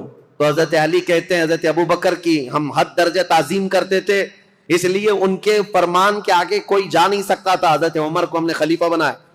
حضرت علی کہتے ہیں میں نے حضرت عمر کے 10 سالہ زمانے میں جتنی جنگیں انہوں نے مجھے جہاں جہاں بھیجا میں نے شرکت کی, جو مال غنیمت ملتا تھا ان کی طرف سے میں نے سب لیا, اور ہر چیز میں ان کے شانہ بشانہ رہا. پھر جب حضرت عمر کا انتقال ہوا تو وہ کہتے ہیں کہ وہ مجلس شورا بنا کر گئے تھے 6 لوگوں کی, اس میں میں بھی تھا, اور اس میں 6 لوگوں میں جب انتخاب کرنے کی بات آئی تو 2 ہٹ گئے اور 2 نے ہمارے حوالے کر دیا. لاسٹ میں 2 بچ گئے, علی اور عثمان رضی اللہ تعالیٰ عنہما. حضرت علی کہتے ہیں چونکہ عبد الرحمن بن عوف نے مجھ سے یہ وعدہ لیا تھا, وہ 6 میں سے ایک صحابی عبد الرحمن بن عوف بھی ہیں, انہوں نے حضرت علی سے وعدہ لیا تھا اے علی اگر آپ کے علاوہ میں کسی اور کے ہاتھ میں بیعت کروں تو کیا آپ اس کے خلاف جائیں گے؟ حضرت علی کہتے ہیں ہرگز نہیں جاؤں گا, آپ جس کی بیعت کو قبول کریں گے میں بھی اس کی بیعت کو قبول کروں گا. حضرت علی کہتے ہیں جب عبد الرحمن بن عوف نے مجھ سے یہ وعدہ لیا تھا اور وعدے کے بعد انہوں نے حضرت عثمان کے ہاتھ میں بیعت کر لی تو میں اپنے وعدے کے خلاف نہیں جا سکتا, میں نے بھی حضرت عثمان کے ہاتھ میں بیعت کر لی. یہ حضرت علی کی خود بیان کردہ روایت میں آپ کے سامنے رکھ رہا ہوں. اور پھر 12 سال گزر گئے حضرت عثمان کے. حضرت علی کہتے ہیں پھر حالات ایسے سنگین ہو گئے کہ حضرت عثمان کا قتل ہو گیا, جو بالکل میرے وہم و گمان میں نہ تھا کہ قتل تک ہو جائے گا. معاملات بدل رہے تھے, فتنہ پھیل چکا تھا, لیکن اتنے سنگین حالات بن گئے کہ ان کا قتل ہو گیا جس سے ہم ہرگز راضی نہیں. اب اس کے بعد بات آتی ہے خلیفہ چننے کی. حضرت زبیر, حضرت طلحہ, یہ 2 ایسے صحابہ ہیں جو عشرہ مبشرہ میں سے رسول اللہ صلی اللہ علیہ وسلم نے جن کو دنیا میں جنت کی بشارت دی, ان میں 2 یہ ہیں. یہ صحابہ بڑے صحابہ کہلاتے تھے, مدینے میں جتنے تھے سب آئے, سب آ کر حضرت علی کے پاس کہنے لگے آپ اپنی بیعت کا اعلان کر دیں اور آپ خلیفہ ہیں. حضرت علی نے کہا مجھے اس کی خواہش نہیں, میں خلیفہ کی بجائے وزیر بننا پسند کروں گا, تم میں سے جو چاہے خلیفہ بن جاؤ. کیونکہ حالات ایسے تھے اس وقت حضرت علی کو خلیفہ بنایا جا رہا ہے جب انتشار بہت پھیل چکا تھا, امن کا دور نہیں تھا, جگہ جگہ جماعتیں کھڑی ہو گئی تھی, صبائی فتنہ, کوفہ میں الگ, بصرہ میں الگ, عراق میں الگ اور شام میں الگ اور مدینہ مکہ والے الگ. یہ حالات پر حضرت علی کو خلیفہ بنایا جا رہا ہے. حضرت علی نے منع کیا, اس کے بعد پھر لوگوں نے اصرار کیا آپ سے بہتر ہماری جماعت میں کوئی نہیں. حضرت علی کہتے ہیں جب انہوں نے اصرار کیا تو میں نے اللہ اس کے رسول کے احکام کی شرط پر اور خلفائے ثلاثہ جو گزر چکے ان کی اتباع, ان کی پیروی پر سب کی بیعت لینا شروع کیا. حضرت علی جب بیعت لینے لگے, یہ تقریباً 35 ہجری کا واقعہ ہے. حضور صلی اللہ تعالیٰ علیہ وسلم کی وفات کو 25 سال گزر چکے تھے. یہ 35ویں ہجری میں حضرت علی رضی اللہ تعالیٰ عنہ خلافت پر متمکن ہوئے مدینہ طیبہ میں. اب خلافت کا پہلا دور ہے, یعنی ابھی پہلا دن ہے. آپ بہترین خطیب تھے. حضرت علی کرم اللہ وجہ الکریم خطبہ بہت اعلیٰ دیا کرتے. خطبے کے بعد آپ یہ جو فتنہ پھیلا تھا اس کو ٹھنڈا کرنے کے لیے کوششیں فرما رہے تھے. لیکن اسی اسنا میں ہوا کیا, حضرت علی رضی اللہ تعالیٰ عنہ نے چند دنوں کے بعد بہت سخت قسم کے فیصلے لیے. اس سے معاملات اور سخت ہو گئے. کیا, آپ نے ملک شام کے گورنر امیر معاویہ رضی اللہ تعالیٰ جو 22 سال سے گورنر تھے حضرت عمر کے زمانے سے, حضرت علی یہ کہتے تھے کہ اب ان کو گورنری سے میں معزول کرتا ہوں. حضرت امیر معاویہ کو اور مصر کے گورنر کو اور کئی جگہ کے گورنروں کو ایک ساتھ معزول کرنے کے لیٹر آپ نے جاری کر دی. جبکہ جو اکابر صحابہ تھے اس میں حضرت ابو موسیٰ اشعری, حضرت عمرو بن عاص, کئی صحابہ آ کر آپ کو مشورہ یہ دے رہے تھے کہ اس وقت یہ فیصلہ لینا اچھا نہیں ہے, حالات بہت بگڑے ہوئے ہیں, حضرت عثمان کا قتل ہوا ہے, پہلے آپ اپنی بیعت سب سے لے لیجیے، اس کے بعد ان کے معزول کرنے کا حکم جاری کیجیے۔ حضرت علی نے حالات کی سنگینی کے اعتبار سے یہ خط جاری تو کر دیا، لیٹر بھیج دیا، پھر میں کہتا ہوں ادب کا دائرہ ساتھ رکھنا ہے سنیوں، تولنا نہیں صحابہ کو ادھر ادھر۔ حالات جو ہوئے جیسے ہوئے، لیکن وہ رسول اللہ کے صحابہ ہیں، ان کے اختلافات یا ان کے مشاجرات کو بیان کرنا یہ حرام ہے، لیکن یہاں تاریخی سچائیاں تمہارے ذہنوں میں رہیں، اس لیے میں یہ عرض کر رہا ہوں تاکہ کوئی دوسرا چوہا آ کر کے تمہیں کبھی اس کے بارے میں کبھی اس کے بارے میں نہ بیان کرتے۔ جیسے حضرت امیر معاویہ کو ٹرول کرتے کرتے آج اتنی گندی باتیں کہنے لگ گئے لوگ جو حقیقت میں ہے نہیں۔ ہاں کچھ معاملات تو ہوئے ہیں لیکن ایسے نہیں ہیں۔ حضرت علی نے ان کی معزولی کا لیٹر جاری کیا، حالات سنگین ہو گئے، ظاہر سی بات ہے 22 سال سے وہ گورنر تھے۔ اب یہاں حالات یہ ہو گئے کہ حضرت امیر معاویہ نے سب سے پہلے یہ اعلان کیا کہ حضرت علی اب خلیفہ اگر ہو گئے ہیں تو ان کی خلافت کا پہلا کام یہ ہونا چاہیے جنہوں نے حضرت عثمان ابن عفان کو قتل کیا، پہلے ان قاتلوں کو پکڑ کر قصاص لینا چاہیے۔ خلیفہ اسلام کا قتل ہوا ہے، عام آدمی کا قتل نہیں ہوا ہے۔ خلیفہ اسلام کو قتل کرنے کا مطلب اسلام کے پلر کو ہلا دینا۔ حضرت امیر معاویہ شد و مت سے بہت زور شور سے یہ مطالبہ شروع کر دی، اور مطالبے میں بھی اتنا کہ حضرت امیر معاویہ نے مدینے ایک قاصد کو بھیجا اور حالات معلوم کر کے حضرت عثمان کا وہ جبہ منگوایا جس میں ان کی شہادت ہوئی تھی، وہ خون سے تر بتر تھا۔ حضرت عثمان جس میں شہید ہوئے تھے وہ جبہ موجود تھا، اور ان کی بیوی حضرت نائلہ اس وقت موجود تھی جو حضرت عثمان کے گھر میں ان کی انگلیاں کٹ گئی تھیں، بیچ بچاؤ میں یا زخمی ہو گئی تھی، ان کی کٹی ہوئی انگلیاں اور حضرت عثمان کا جبہ حضرت امیر معاویہ نے دمشق ملک شام منگوایا۔ اب یہ جب چیزیں آئیں تو حضرت امیر معاویہ نے منبر پر رکھ کر کے لوگوں سے کہا خلیفہ اسلام کا بے دردی کے ساتھ قتل ہوا ہے، جبکہ جو وجوہات بتائی جا رہی ہیں وہ بہت چھوٹی ہیں۔ حضرت عثمان نے غلطی کیا کی تھی، ان کا جرم کیا تھا جس کی وجہ سے یہ قتل ہوئے؟ اور یہ جبہ جیسے ہی ملک شام میں پہنچا ہنگامہ برپا ہو گیا، تقریباً 60,000 لوگ کھڑے ہو گئے یہ مطالبہ کرنے کے لیے کہ خلیفہ اسلام عثمان بن عفان کے قتل کا قصاص لینا ضروری ہے۔ جن لوگوں نے قتل کیا ہے خلیفہ اسلام کو، ان کا مطالبہ کرنا اپنی جگہ پر تھا۔ ظاہر سی بات ہے آج کے دور میں آپ کو بتاؤں، ملک کے پریزیڈنٹ پر کوئی حملہ کر دے یا ملک کے پی ایم پر کوئی حملہ کر دے تو پورے ملک کی عزت کا مسئلہ ہو جاتا ہے، عام چیز نہیں ہے، اس کے لیے سیکورٹی بھی بہت رکھی جاتی ہے۔ اور اگر ہو گیا تو اس کے بعد حالات کیا ہوتے ہیں؟ جو نیا بیٹھے گا اس کے لیے سب سے پہلا مطالبہ یہی کیا جائے گا جن لوگوں نے ان کا قتل کیا ہے پہلے ان کو پکڑو، یہ مطالبہ ہوتا ہے۔ ارے میاں پی ایم اور پریزیڈنٹ تو بہت دور کی بات ہے، ہمارے ہاں کوئی عام آدمی بھی مر جائے تو لوگ مطالبہ کرتے ہیں کہ قاتل کو پکڑو، کلر کون ہے اس کو سزا دو، یہ تو مطالبہ ہوتا ہی ہے، پروٹیسٹ ہوتے ہیں۔ تو حضرت امیر معاویہ کا مطالبہ بہت تیزی سے بڑھتا چلا گیا۔ اب دیکھیں میں حالات آپ کو سمجھا رہا ہوں، حضرت علی کے ساتھ کیا معاملات تھے۔ جیسے ہی مدینے میں آپ نے باغ ڈور سنبھالی، آپ کے لیے حالات یہ تھے کہ صحیح طریقے سے قاتل کون ہے یہ کسی کو معلوم ہی نہیں تھا، آج تک نہیں معلوم، تو کیونکہ اس گھر میں حضرت عثمان ابن عفان کی بیوی حضرت نائلہ اکیلی تھیں، وہ بہت پردہ دار عورت تھیں۔ انہوں نے بیان کیا حضرت علی کے سامنے کہ محمد بن ابو بکر چھت سے داخل ہوئے تھے، یہ تو میں نے دیکھا ہے، اور انہوں نے حضرت عثمان کی داڑھی بھی پکڑی تھی، لیکن حضرت عثمان نے ایک جملہ کہا تھا کہ تیرے باپ ابو بکر ہوتے تو یہاں تک تیری حرکت نہ ہو سکتی۔ یہ سن کر محمد بن ابو بکر چلے گئے اور دروازے پر کھڑے ہو کر وہ رو کر توبہ کرنے لگے، لیکن ان کے ساتھ انجان 2 آدمی بھی آئے تھے، میں انہیں نہیں جانتی ہوں نہ پہچانتی ہوں کون لوگ ہیں۔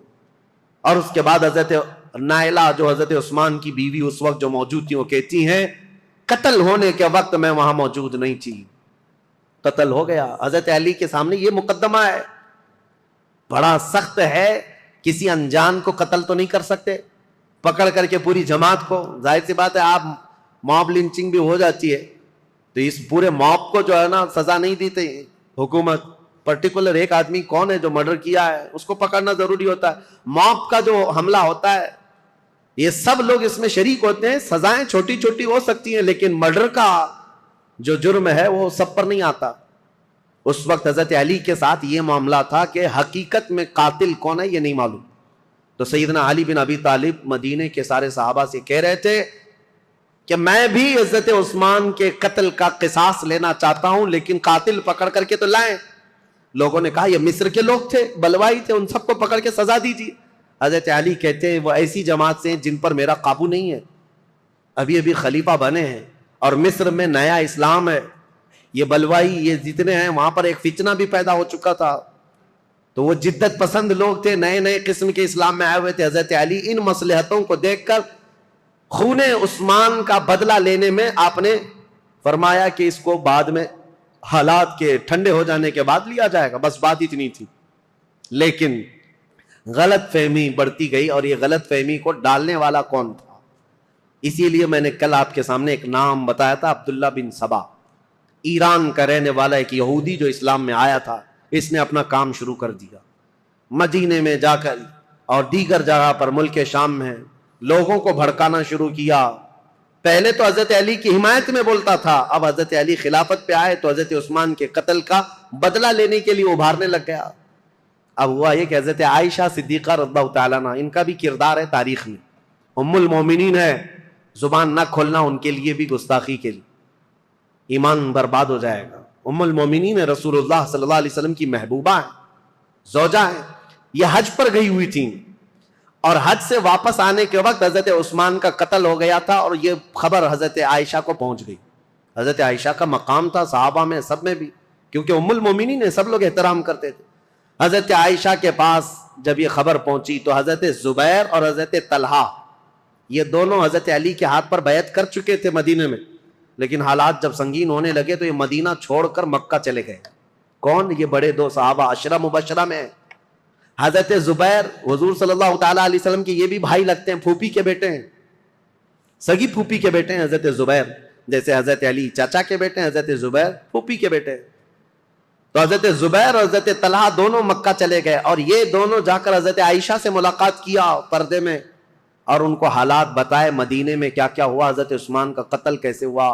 حضرت عائشہ بہت جلال میں آئی، کہا ہم جانتے ہیں عثمان بن عفان کے اخلاق اور ان کی کردار کو، سارے صحابہ ان کی پاکیزگی کی گواہی دیتے تھے. حضرت عائشہ کہتی ہے میں وہ دن بھی جانتی ہوں جب رسول اللہ صلی اللہ تعالیٰ علیہ وسلم حجرے میں بیٹھے ہوتے، کئی لوگ آتے حضور اسی طرح لیٹے رہتے، جب عثمان آتے تو حضور اپنی تہبند صحیح کر لیتے تھے. حضرت عائشہ کہتی ہیں میں گواہ ہوں، اور میں پوچھتی یا رسول اللہ عثمان کے آنے پر اپنی تہبند آپ پیر سے نیچے تک کرتے ہیں اور اٹھ کر بیٹھتے ہیں، کیوں ایسا؟ حضرت عثمان کے متعلق حضور نے فرمایا اے عائشہ کیا میں اس سے حیا نہ کروں جس سے اللہ کے فرشتے حیا کرتے ہیں؟ اللہ کے فرشتے جس سے حیا کرتے ہیں. میرے عزیز، حضرت عائشہ نے جب یہ کہا اور وہ جلال میں آئیں، واپس مکہ لوٹ کر آئیں. کہا جب مدینے کے حالات اتنے خراب ہو گئے تو اب کیا کرنا چاہیے؟ مکہ والوں کو جمع کر کے حضرت عائشہ نے ایک خطبہ دیا، اور اس خطبے میں آپ نے یہی فرمایا کہ عثمان بن عفان خلیفہ اسلام تھے، خلیفہ برحق تھے، ان کا قتل پورے اسلام کے لیے کلنک ہے، اس کا بدلہ تو لینا ہوگا، قصاص ضروری ہے، ورنہ اسلام پر یہ دھبا ہمیشہ کے لیے رہ جائے گا. حضرت عائشہ کی تقریر پر جوش آیا لوگوں میں، اور پھر مکہ والے بھی جمع ہو گئے. مکہ والوں نے سب آ کر کے حضرت عائشہ سے کہا کہ یہ بدلہ لینے کا طریقہ کیا ہے؟ حضرت علی خلیفہ ہو گئے اور انہوں نے سب سے بیعت لی ہے، لیکن طریقہ کیا ہے؟ حضرت عائشہ اب اس بارے میں مشورہ کر رہی تھی، ہاں طریقہ کیا ہے اس پر بھی تو سوچنا چاہیے کہ خون عثمان کا بدلہ لینا ہے، لیکن وہ قوم مصر کے رہنے والی ہے اور مصر میں ہماری پہنچ نہیں، کیسے؟ تو اس میں جب صحابہ کی میٹنگیں ہونے لگی مکہ میں، تو اب میں آپ کو بتاؤں یہاں سے ایک نئی جنگ کی ابتدا ہو گئی. حضرت عائشہ اپنی اونٹنی پر سوار ہو کر، پہلے لوگوں نے کہا کہ ملک شام چلتے ہیں، امیر معاویہ نے بھی خون کے بدلے کا اعلان کیا، یا پھر مدینے چلتے ہیں، لیکن ان دونوں رائے کو آپ نے حضرت عائشہ صدیقہ نے چھوڑ دیا اور بصرہ کی طرف آپ روانہ ہو گئیں. بصرہ عراق کا ایک شہر ہے. اس بیچ میں کئی ایسے محتاط صحابہ ہیں جو اس جنگ میں شامل نہیں ہوئے. حضرت عائشہ جب جانے لگیں، کیونکہ میٹنگیں اتنی ہو گئی تھیں، اور جب لوگ یہ کہنے لگے کہ یہ بدلہ لینا تو خلیفہ وقت کا کام ہے، تو حضرت علی اس وقت بدلہ قصاص لینے پر تیار نہیں تھے، یا یہ فرما رہے تھے کہ ابھی اس قوم سے ہمارا پالا نہیں ہے، یا اس قوم پر ہمارا قابو نہیں ہے، ہم بعد میں بدلہ لیں گے. لیکن یہ مطالبہ شدت اختیار کر گیا. اب حضرت علی کو مدینے میں بھی آ کر خبر پہنچ گئی کہ حضرت عائشہ لوگوں میں جمع ہو گئی اور انہوں نے خون عثمان کا قصاص لینے کا اعلان کر دیا. اور حضرت علی کو یہ بھی خبر مل گئی کہ امیر معاویہ کو جو ہم نے خط لکھا تھا، حضرت امیر معاویہ نے بدلے میں خط بھیجا جو بالکل خالی تھا، کچھ بھی لکھا ہوا نہیں تھا. حضرت علی سمجھ گئے معاملات سنگین ہے. یعنی امیر معاویہ نے وہاں سے اعلان یہ کر دیا ہے کہ پہلے خون عثمان کا بدلہ لیا جائے گا، بعد میں حضرت علی کی بیعت اور خلافت کا معاملہ ہوگا. اب یہ بظاہر ٹکراؤ والی صورت ہے. ایک طرف سے مطالبہ ہے شدت سے بدلہ لینے کا، اور ایک طرف حضرت علی مصلحت کو دیکھ رہے تھے، حکمت کو دیکھ رہے تھے. اس وقت حضرت علی کہتے ہیں اس خانہ جنگی کو، جس کو کہتے ہیں گرہ یدھ، اپنے اندر چلنے والی جنگ کو اگر خاتمہ نہ کیا جائے تو اس کا بہت بڑا نقصان اٹھانا پڑے گا اور ہمارا شیرازہ منتشر ہو جائے گا. حضرت علی مدینے میں لوگوں کو جمع کرتے ہیں، چلو ہم اس معاملے کو ٹھنڈا کریں گے. جب سب لوگ جمع ہوئے حضرت علی کے ساتھ، حضرت علی اب کوفہ کی طرف روانہ ہو گئے. حضرت علی کے ساتھ اس وقت 10,000 لوگ تھے. میرے عزیزوں، جب 10,000 لوگ ادھر ہیں، حضرت عائشہ کے ساتھ شروع میں 3,000 تھے، پھر راستے میں کئی لوگ شامل ہوئے، وہاں پر بھی 10,000 کی تعداد. اب 10,000 کی تعداد جب ہوئی تو اس میں سارے مخلصین نہیں تھے، کئی فتین بھی شامل تھے، ادھر بھی ادھر بھی. سبائی فتنے کے لوگ ادھر بھی تھے ادھر بھی تھے. اب حضرت علی رضی اللہ تعالیٰ عنہ یہاں سے نکلے ہیں اور مسلمانوں میں یہ بات پھیل گئی کہ دو جماعتوں میں جنگ ہونے جا رہی ہے. ایک طرف حضرت عائشہ، ایک طرف حضرت علی. یہاں تک کہ روایت میں موجود ہے جب حضرت عائشہ اپنی اونٹنی پر بیٹھ کر کے مکہ سے نکل رہی تھی تو اس کو اس دن کو یوم الخیب کہا گیا ہے، یعنی یوم گریا. سارے مکہ والوں نے اس دن اتنا روئے تھے، سارے مکہ والے، جتنا وہ کہتے ہیں ہم نے کبھی رویا نہیں. کہ ان کو شدت سے غم تھا کہ آج نوبت یہاں کو پہنچی کہ مسلمانوں کی دو بڑی جماعتیں ٹکرانے جا رہی ہیں. ایک طرف ام المومنین عائشہ صدیقہ، ایک طرف مولا کائنات علی بن ابی طالب. ابھی امیر معاویہ کا معاملہ ہی نہیں آیا. حضرت عائشہ چل کر کے گئیں، بصرہ پہنچ گئیں. اس میں حضرت زبیر بھی ہیں، حضرت طلحہ بھی ہیں، جو بڑے صحابہ ہیں، عشرہ مبشرہ. ادھر حضرت علی کے ساتھ جو 10,000 صحابہ ہیں، اس میں حضرت عمار بن یاسر، مقداد بن اسود، بلال حبشی، کئی صحابہ حضرت علی رضی اللہ تعالیٰ عنہ کے ساتھ، حضرت سلمان فارسی، یہ لوگ ہیں. نکلے ہیں، جنگ کی نیت تو نہیں تھی، معاملات کو دیکھا جائے گا اور سامنے بیٹھ کر کے کچھ کیا جائے. اب حضرت علی کوفہ گئے تو وہاں حضرت ابو موسیٰ اشعری تھے، یہ بھی بڑے صحابی ہیں جنہوں نے بعد میں چل کر صلح کرائی. یہ کوفہ والوں میں بیان کر کر کے لوگوں کو یہ کہہ رہے تھے کہ اے لوگوں، اپنا ایمان بچانا، آخرت بچانی ہے، تلواریں اپنی نیام میں رکھو، کوئی اپنے گھر سے نہ نکلے، کوئی ان جنگوں میں شرکت نہ کرے. حضرت ابو موسیٰ اشعری تو لوگوں کو منع کر رہے تھے.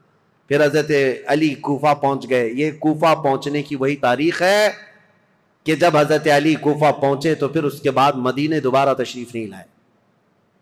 یہاں سے حضرت علی کی خلافت کا باضابطہ جو دور، کوفہ جو دارالعاصمہ، دارالخلافہ بنا اسلام کا. حضرت علی جب وہاں آئے تو لوگوں کو آپ کی فوج میں شامل کیا گیا. حالات سنگین ہو رہے ہیں، طاقت کے بل بوتے، طاقت کے زور، اس کو ٹھنڈا کرنا چاہیے. اب اس میں محتاط صحابہ جو تھے ان کی بھی رائے میں بتاتا ہوں.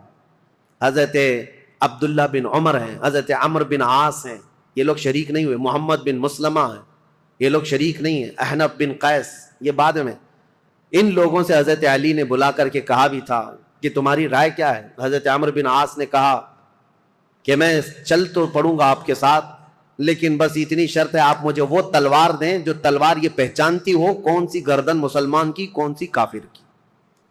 مجھے وہ تلوار دیجیے، کیونکہ جنگ ہو رہی ہے، دو جماعتیں جو دونوں طرف مسلمان ہیں، صحابہ ادھر بھی ہیں، صحابہ ادھر بھی ہیں. عمر بن عاص نے کہا میرے پاس ایسی تلوار نہیں جو پہچانتی ہو گردن کس کی ہے، اگر یہ مل گئی تو پھر شریک ہو جاؤں. اس کے بعد حضرت محمد بن مسلمہ کو بلا کر پوچھا کہ آپ کیوں نہیں. کہا میں نے رسول اللہ صلی اللہ تعالیٰ علیہ وسلم سے سنا تھا، میرے آقا نے فرمایا تھا محمد بن مسلمہ اس تلوار کو کبھی نیچے ہونے نہیں دینا، اعلاء کلمت الحق کے لیے استعمال کرنا، اور جس دن یہ نوبت آ جائے کہ یہ تلوار تجھے کسی مسلمان پر اٹھانی پڑے تو احد پہاڑ کے پاس جا کر کسی پتھر پر تیری تلوار توڑ دینا. محمد بن مسلمہ کہتے ہیں کل رات جا کر میں نے اپنی تلوار توڑ دی. آج نوبت یہاں پہنچ گئی ہے کہ ہمیں تلوار اٹھانی پڑ رہی ہے، میں تو تلوار توڑ چکا ہوں. حضرت عبداللہ بن عمر انہوں نے بھی یہی کہا کہ میں فرق نہیں کر پاؤں گا کہ کون حق پر ہے کون کس پر ہے، اسی لیے میں اس میں شریک نہیں ہوں۔ کچھ محتاط صحابہ ان میں نہیں آئے، لیکن حضرت علی جب سفر پر روانہ ہو، یاد رکھو مسلمانوں، ایمان کی حفاظت اسی میں ہے، دونوں جگہ کا بیلنس برقرار رکھو، ام المومنین کا بھی مولا کائنات کا بھی، دونوں رسول اللہ کی قرابت دار ہیں، رشتہ دار ہیں۔ حضرت عائشہ صدیقہ جب آئیں تو اب مشورے ہو رہے تھے، میٹنگیں ہو رہی تھی، ان کے خطبے اتنے پر اثر تھے کہ لوگ جمع ہوئے۔ جب وہ بصرہ میں گئی تو 12,000 لوگ جمع ہوئے، کہا کہ نہیں، حق پر ہیں، خون عثمان کا بدلہ لینا چاہیے۔ یہ حالات دیکھ کر کے ایک صحابی ایسے ہیں جن کا بہت بڑا رول ہے، حضرت قعقاع، یہ آئے، حضرت زبیر، حضرت طلحہ، حضرت عائشہ، ان کے پاس آئے، کہا اچھا یہ میٹنگ بعد میں ہوئی، اس سے پہلے ایک حادثہ ہو گیا تھا، کیا ہے؟ بصرہ میں جیسی حضرت عائشہ پہنچی تو بصرہ کے جو گورنر تھے وہاں پر، تو جو گورنر تھے وہ حضرت علی کی طرف سے تھے، عثمان بن حنیف، انہوں نے کیا کیا کہ راستہ روکنا ہے ان کا، یہ تو لڑنے کے لیے آئے، تو انہوں نے فوراً ہی جنگ شروع کر دی، جبکہ حضرت علی کے آنے کا انتظار کرنا تھا۔ تو عثمان بن حنیف نے لوگوں کو اتار دیا، اور جنگ جیسی خالی راستہ روکنے کے لیے شروع ہوئی تھی، اس میں 700 لوگ مارے گئے بصرہ کے۔ اب ظاہر سی بات ہے، جب بصرہ میں اتنا بڑا قتل ہو گیا تو جو 12,000 لوگ تھے ان میں سے 6,000 لوگ پھر گئے، کہا یہ تو اپنے ہی لوگوں کا قتل ہو رہا ہے، یہاں اپنے ہی لوگ مر رہے ہیں۔ تو 6,000 لوگ جب چھوڑ دیے تو حضرت عائشہ کے پاس رات میں حضرت قعقاع آئے، حضرت عائشہ تھی، حضرت زبیر، حضرت طلحہ، یہ تینوں بڑے لوگ بیٹھے تھے۔ حضرت قعقاع آئے اور کہا دیکھیں کیا حالات بدلتے ہوئے یہاں تک نہیں پہنچے، آپ لوگ تو نکلے تھے عثمان بن عفان کے قتل کا بدلہ لینے کے لیے، لیکن مسئلہ یہاں تک پہنچ گیا کہ جو گورنر بصرہ کے ہیں انہوں نے راستہ روکا، اور ان کے راستہ روکنے کی وجہ سے جو جنگ ہوئی اس میں 700 لوگ مارے گئے۔ اب ان 700 لوگوں کے مارے جانے کا بدلہ اب کس سے لیا جائے گا؟ ان کا قصاص کس سے لیا جائے گا؟ اب آپ کے ایک ایک فوجی سے وہ قصاص لینا پڑے گا، اتنے مر گئے، تو ڈائیورٹ ہو جائے گا مسئلہ، کہاں آپ کس کام کے لیے نکلے تھے اور کس کام میں آ گئے۔ کل کو اگر گورنر بصرہ کے عثمان بن حنیف کا قتل ہوتا ہے تو پھر یہ مطالبہ بدل جائے گا، اب آپ کے بارے میں بھی لوگ یہ کہیں گے تم تو نکلے تھے عثمان بن عفان کے قتل کا بدلہ لینے کے لیے، لیکن تم نے اپنے ہاتھوں سے بصرہ کے گورنر کا قتل کیا، اب ان کا قصاص ہم آپ سے لیں گے، بات تو برابر ہو جائے گی۔ حضرت قعقاع کی یہ باتیں اتنی اثر کر گئیں، حضرت عائشہ نے کہا قعقاع جو کہتے ہیں بالکل سچ ہے، ہمیں جنگ نہیں کرنی چاہیے، ہمیں جنگ نہیں کرنی چاہیے۔ حضرت زبیر، حضرت طلحہ کے پاس بھی وہ آئے، اسی طرح کی تقریر کی، تینوں نے کہا حضرت علی سے ہماری ذاتی کوئی دشمنی نہیں، صرف اسلام کے اس پلر کو کوئی ہلا نہ پائے اس لیے ہمارا یہ مطالبہ تھا، لیکن آپ کی بات صحیح ہے کہ اب یہ جنگ چھڑ جائے تو اپنوں کا قتل بہت زیادہ ہوگا۔ تو حضرت قعقاع سے ان تینوں نے کہا جو باتیں آپ نے ہم سے کی ہیں یہی باتیں علی بن ابی طالب سے بھی کرو، اگر وہ بھی راضی ہیں یہ مصالحت کے لیے تو جنگ کی ضرورت ہی نہیں۔ تو حضرت قعقاع سیدھے کوفہ گئے حضرت علی کے پاس، یہی ساری باتیں حضرت علی کے پاس انہوں نے رکھا، کہا ایسے حالات ہیں۔ حضرت علی نے گرین سگنل دے دیا اور کہا ہم بھی جنگ کے لیے نہیں آئے، قعقاع جو تم باتیں کر رہے ہو ہم بیٹھیں گے، زبیر اور طلحہ میرے بھائی ہیں، ہم مصالحت کے لیے جائیں گے۔ حضرت علی جب آئے بصرہ تو یہ دونوں جماعتیں، حضرت عائشہ کی جماعت ہے، حضرت علی بن ابی طالب کی، سنو توجہ سے، اب اصل مسئلہ شروع ہوتا ہے۔ رات کو میٹنگیں ہوئی مصالحت کے لیے، حضرت قعقاع کبھی ادھر گئے کبھی ادھر گئے، دونوں نے رات میں ایگریمنٹ بھی لکھ لیا۔ حضرت زبیر خود چل کر کے حضرت علی کے پاس آئے، حضرت علی سے گفتگو کرنے سے پہلے ہی حضرت علی نے ان سے پوچھا اے زبیر تمہیں یاد ہے رسول اللہ صلی اللہ علیہ وسلم نے ایک مرتبہ میں بھی تھا اور تم بھی تھے، سنو حضرت علی حدیث سنا رہے، حضرت زبیر کو یاد دلا رہے، کہا میں بھی تھا تم بھی تھے، رسول اللہ نے تم سے یہ نہیں کہا تھا اے زبیر ایک دن تم علی سے لڑو گے اور علی حق پر ہوں گے، ایک دن تم علی سے لڑو گے اور علی حق پر ہوں گے؟ تو حضرت زبیر نے کہا سچ کہا علی تو نے، میں نے رسول اللہ سے سنا تھا۔ کہا حضرت زبیر اسی دن وہاں سے کہتے میں لڑنا نہیں چاہتا تم سے، نکل گئے۔ جیسی حضرت زبیر گئے حضرت طلحہ نے پوچھا ان سے کیا بات ہے، حضرت زبیر نے کہا علی نے مجھے وہ حدیث یاد دلائی جو رسول اللہ نے میری زندگی میں کہا تھا، علی حق پر ہے، علی حق پر ہے۔ حضرت زبیر چل پڑے تو حضرت طلحہ نے کہا اے زبیر میں بھی اس فعل پر، اس کام پر نادم ہوں، شرمندہ ہوں، میں بھی نکل چلتا ہوں۔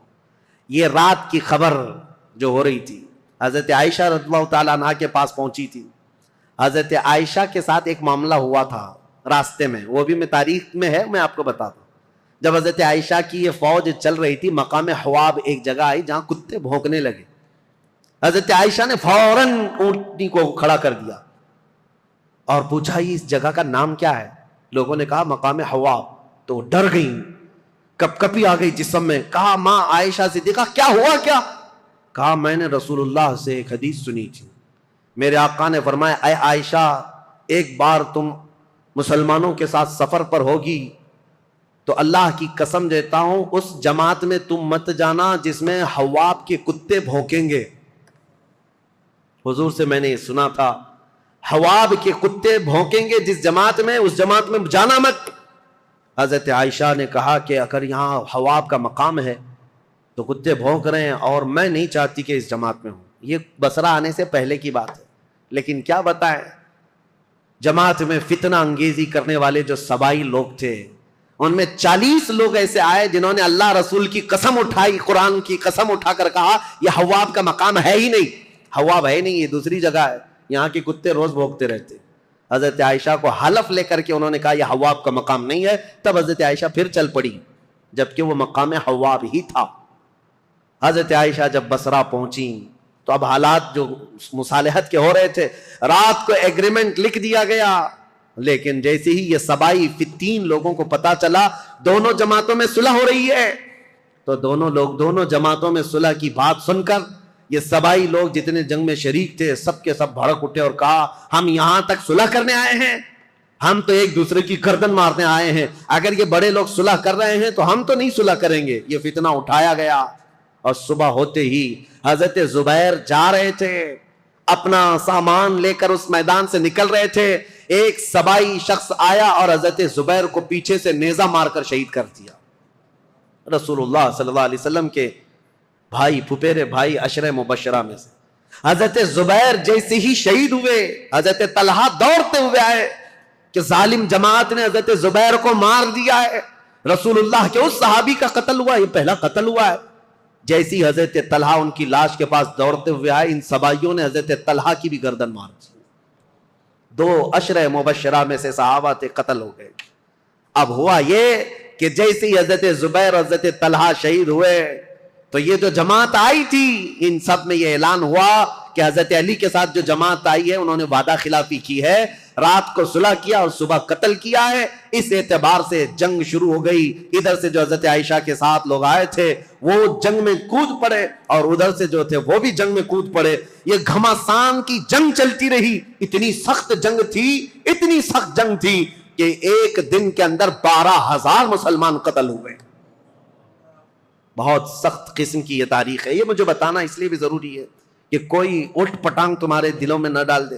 ہوا کیا تھا حقیقت یہ میں بتا رہا ہوں، لیکن حضرت عائشہ رضی اللہ تعالیٰ عنہ اب بات کرنا چاہ رہی ہیں حضرت علی سے، اور حضرت علی عائشہ سے بات کرنا چاہ رہے ہیں۔ بیچ میں راستہ ایسا جنگ کا گھمسان چھڑا ہوا ہے کہ نہ ایک دوسرے سے بات کرنے کا موقع مل رہا ہے، یہاں تک کہ حضرت عائشہ کا اونٹ جس پر وہ بیٹھی ہوئی تھی، اس کا نام ہی جنگ جمل ہے، جمل عربی میں اونٹ کو کہتے ہیں، نام ہی جنگ کا جمل رکھ دیا گیا کیونکہ اونٹ پر ایک جھوپڑی لگائی جاتی تھی کجاوا، اس میں حضرت عائشہ بیٹھی ہوئی تھی۔ اس اونٹ پر اتنے حملے کر دیے تھے، اتنے حملے کر دیے ادھر کی جماعت والوں نے کہ حضرت عائشہ کی حفاظت کے لیے جو ادھر موجود تھے وہ عزت قبیلے کے لوگ ان میں صرف اونٹ کی حفاظت کے لیے 700 لوگ قتل ہو گئے تھے۔ ایک گرتا تھا، دوسرا پکڑتا تھا، دوسرا گرتا تھا، تیسرا پکڑتا تھا، لیکن ان جان بازوں نے اونٹ کو گرنے نہیں دیا۔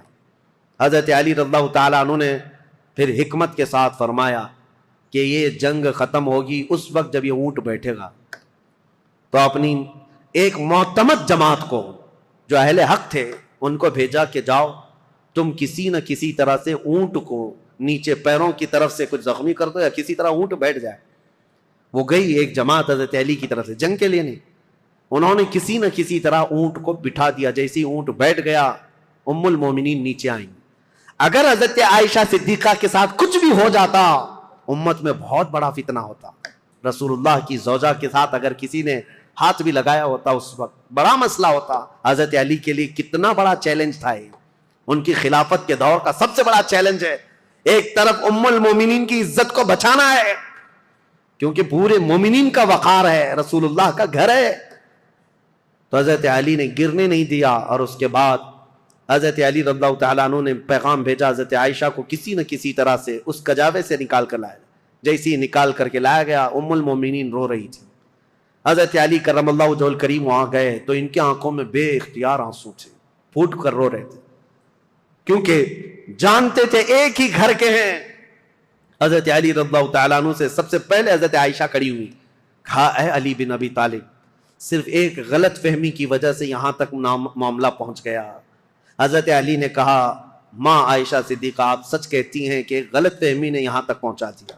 دونوں کے وہی جملے تھے، دونوں کے وہی جملے تھے۔ حضرت عائشہ کہتی ہے میں ہرگز نہیں چاہتی تھی کہ خون مسلم بہہ جائے، کسی مسلمان کا قتل ہو جائے، لیکن اتنا بڑا معاملہ پیش آیا۔ دونوں یہ عظیم صحابہ، وہ زوجہ ہیں، یہ صحابی ہیں، داماد ہیں، رونے لگے، اس معاملے پر بہت گریہ وزاری کی۔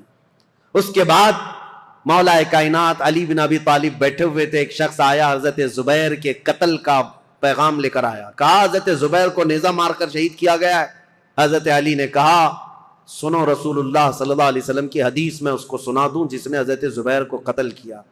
میں گواہ ہوں، رسول اللہ نے اپنی زندگی میں فرمایا تھا اے علی دیکھنا ایک دن آئے گا میرے اس زبیر کو کچھ لوگ بے گناہ قتل کر دیں گے، اور علی تو اسے بشارت دے دینا کہ وہ شخص اپنی تلوار سمیت ہمیشہ کے لیے دوزخ میں جائے گا۔ حضرت علی نے کہا بشارت ہو تجھ کو ابن صفیہ کا قتل کرنے والے، کیونکہ حضرت زبیر کی ماں کا نام صفیہ تھا جو رسول اللہ کی پھوپھی، ان کے قتل کرنے والے کو حضرت علی نے جہنم کی بشارت دی۔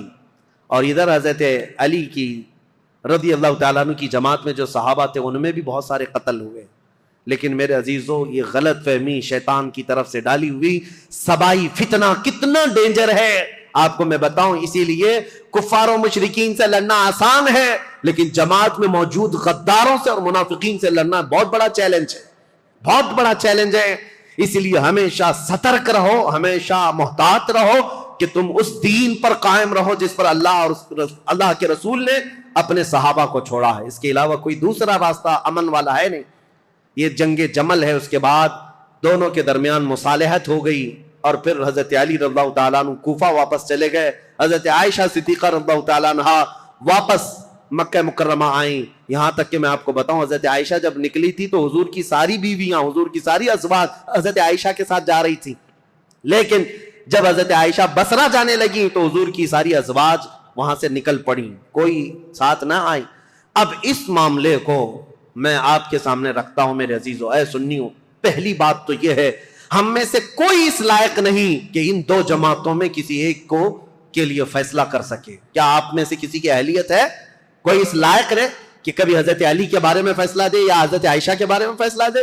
جب تمہیں پتا ہے میری حیثیت ہے ہی نہیں۔ ارے ماں باپ لڑ جائیں تو بچے کی یہ حیثیت نہیں ہوتی کہ وہ ماں باپ میں فیصلہ کرے، وہ تو امت کے ان کبار لوگوں کی بات ہے جو رسول اللہ کی شرف صحابیت حاصل کیے ہوئے ہیں۔ پہلی بات اپنی زبان کو لگام دینا، یہ ہوا تھا تو یہاں ایسا نہیں ہونا تھا، وہاں ایسا نہیں ہونا تھا، یہ کوئی گھر کا حادثہ نہیں ہے، کسی گلی محلے کا حادثہ نہیں ہے، یہ دو جماعتیں صحابہ کی، دونوں جماعتیں جن کے متعلق قرآن کی آیتیں ہیں رضی اللہ عنہم ورضوا عنہ، اللہ ان سے راضی ہوا اور وہ اللہ سے راضی ہیں۔ وَكُلًّا وَعَدَ اللَّهُ الْحُسْنَى 27 پارے کی آیت ہے، اللہ نے فرمایا ان سب سے اللہ نے جنت کا وعدہ فرمایا، جنت کا وعدہ فرمایا۔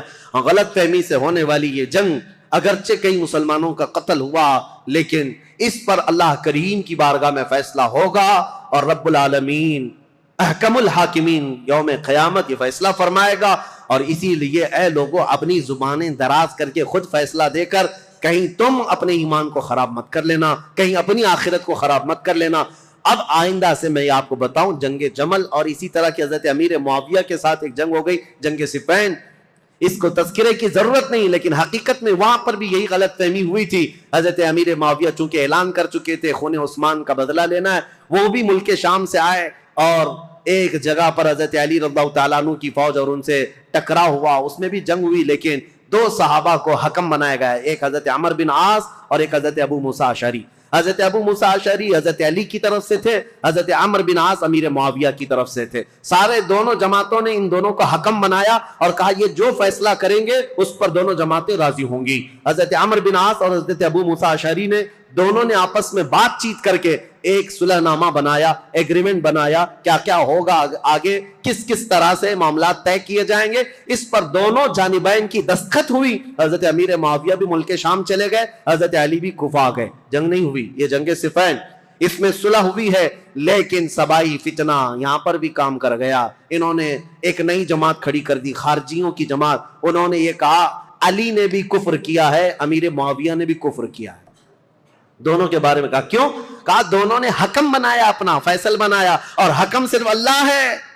حکم صرف اللہ ہے. لا حکم الا للہ آیت پڑھتے تھے اور کہتے تھے قرآن میں تو ہے اللہ ہی حکم ہے، اللہ کے علاوہ کوئی حکم نہیں.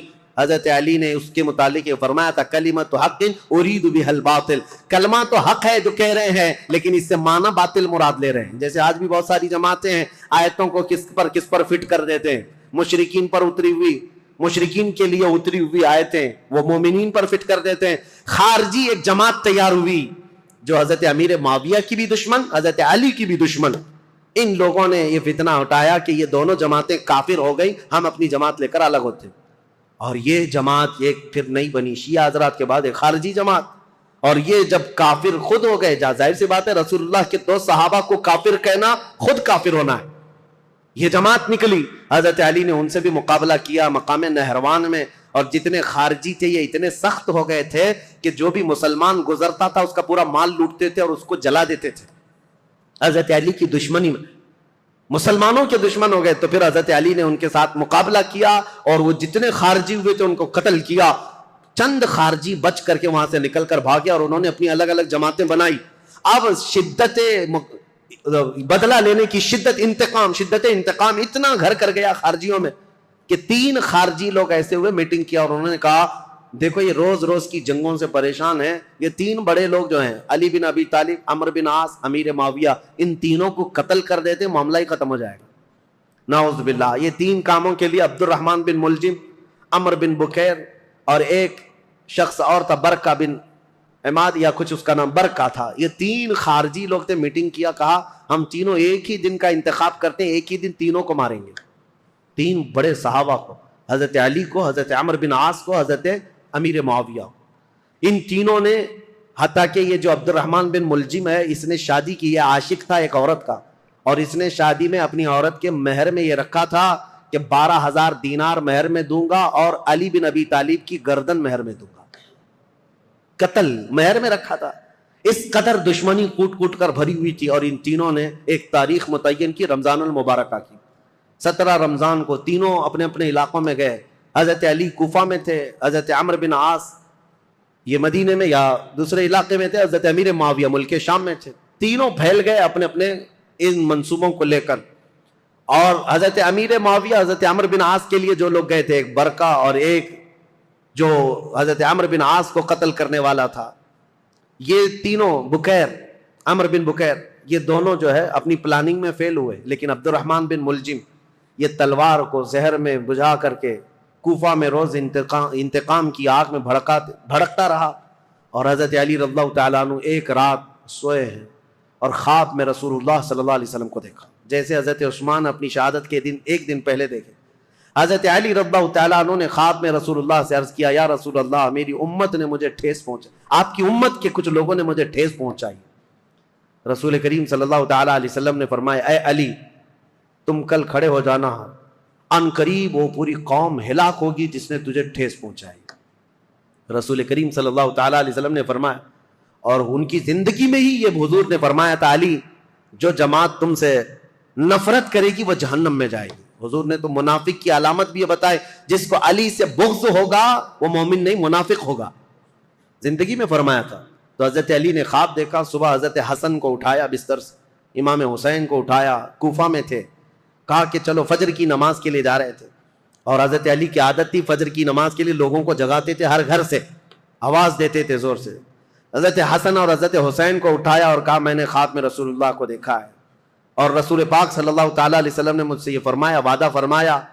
اور اس کے بعد یہ کہتے ہوئے حضرت علی محراب کی طرف بڑھ رہے تھے سارے لوگوں کو، یہ عبد الرحمن بن ملجم نے حضرت علی کرم اللہ وجہہ الکریم کے چہرے پر وار کیا، اور وہ تلوار سے حضرت علی رضی اللہ تعالیٰ عنہ کے انجانے میں چہرے سے ایسا گھاؤ بیٹھا کہ ایک ایک بعد دیگرے کئی حملے کیے نماز پر جانے والے کے لیے، اور اسی وقت حضرت علی رضی اللہ تعالیٰ عنہ کے جسم میں زہر بھی سرایت کر گیا، چہرے سے لے کر حضرت علی رضی اللہ تعالیٰ عنہ کے کندھے تک زخم آیا تھا۔ آپ زمین پر آ گئے تو آپ کو سارے لوگوں نے اٹھایا، یہ فجر کا وقت تھا، 17 رمضان المبارک کی تاریخ تھی، مولا کائنات علی مرتضیٰ رضی اللہ تعالیٰ عنہ کو گھر لایا گیا تو آپ جام شہادت نوش فرما گئے۔ اس حیدر کرار فاتح خیبر کی شہادت ہو گئی 17 رمضان کو۔ مارنے والا قاتل عبد الرحمن بن ملجم اس کو پکڑ کر کے لوگوں نے ٹکڑے کر دیے تھے اور اس کے ٹکڑے جلا دیے گئے تھے، خارجی تھا، لیکن میرے عزیزوں مولا کرم اللہ وجہ الکریم علی بن ابی طالب کے قتل کے ساتھ ہی اسلام کا تاریخ کا ایک دروازہ بند ہو گیا۔ یہ ایک ایسا دور تھا جہاں پر خلافت راشدہ ختم ہو گئی۔ خلفائے راشدین جو 4 ہیں، اور بعض نے حضرت حسن بن ابی طالب کو بھی خلفائے راشدین میں شمار کیا۔ اب میں یہاں تاریخ کو روک دیتا ہوں اور عرض کرتا ہوں، میرے آقا نے فرمایا تھا کہ میرے بعد 30 سال خلافت ہوگی، الخلافت بعدی 30 ثم الملوک، 30 سال میرے بعد خلافت ہوگی اور اس کے بعد بادشاہت آ جائے گی۔ اب حساب کرو، سیدنا ابو بکر صدیق کا زمانہ 2.5 سال کا، 2 سال کچھ مہینے۔ حضرت عمر فاروق رضی اللہ تعالیٰ عنہ کا زمانہ 10 سال، کتنے ہوئے؟ 12.5 سال۔ حضرت عثمان بن عفان رضی اللہ تعالیٰ عنہ کا زمانہ 12 سال، کتنے ہوئے؟ 24.5 سال۔ حضرت علی بن ابی طالب رضی اللہ تعالیٰ عنہ کی خلافت کا کل زمانہ 5 سال کچھ مہینے تھا، کتنے ہوئے؟ 29.5 سال۔ 6 مہینے بچے تھے جس میں حضرت امام حسن خلیفہ ہوئے تھے۔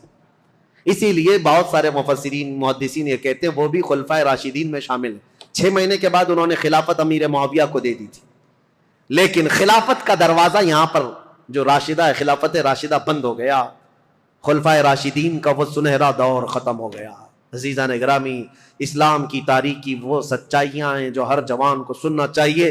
17 رمضان کو کوفہ والے کہتے ہیں بدلیاں ایسی چھا گئی تھیں، لگتا تھا کہ لوگ تو لوگ ہیں، آسمان بھی رو پڑا ہے علی بن ابی طالب کی شہادت میں۔ حضرت علی کرم اللہ وجہ الکریم کا جسد خاکی لایا گیا، امام حسن نے نماز جنازہ پڑھائی، امام حسین نے غسل دیا تھا، اور آپ کو کوفہ شہر کے اسی مسجد کے کنارے دفن کیا گیا تھا۔ بعض روایات میں ہے آپ کے جسد مبارکہ کو لوگوں سے چھپا کر کے رکھا گیا تھا، کیونکہ خارجی جو جماعت تھی وہ اتنے شدید قسم کی نفرت کر رہے تھے کہ کہیں قبر کو اندھیرے میں کھود کر توہین نہ کریں، بے حرمتی نہ کریں۔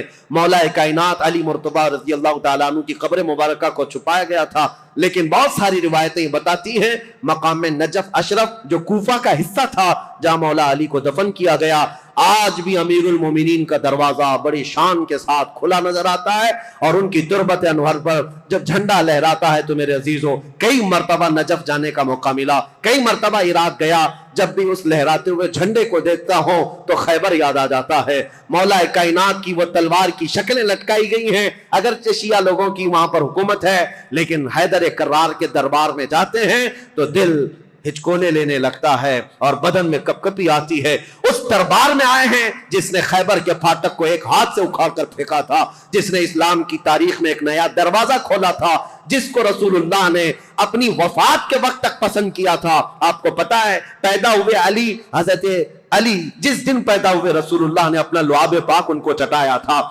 روایات یہ ہیں حضرت علی نے آنکھیں کھولی نہیں تھی، سب سے پہلے آنکھیں کھولی تو دیکھا تو چہرے رسول کو دیکھا تھا۔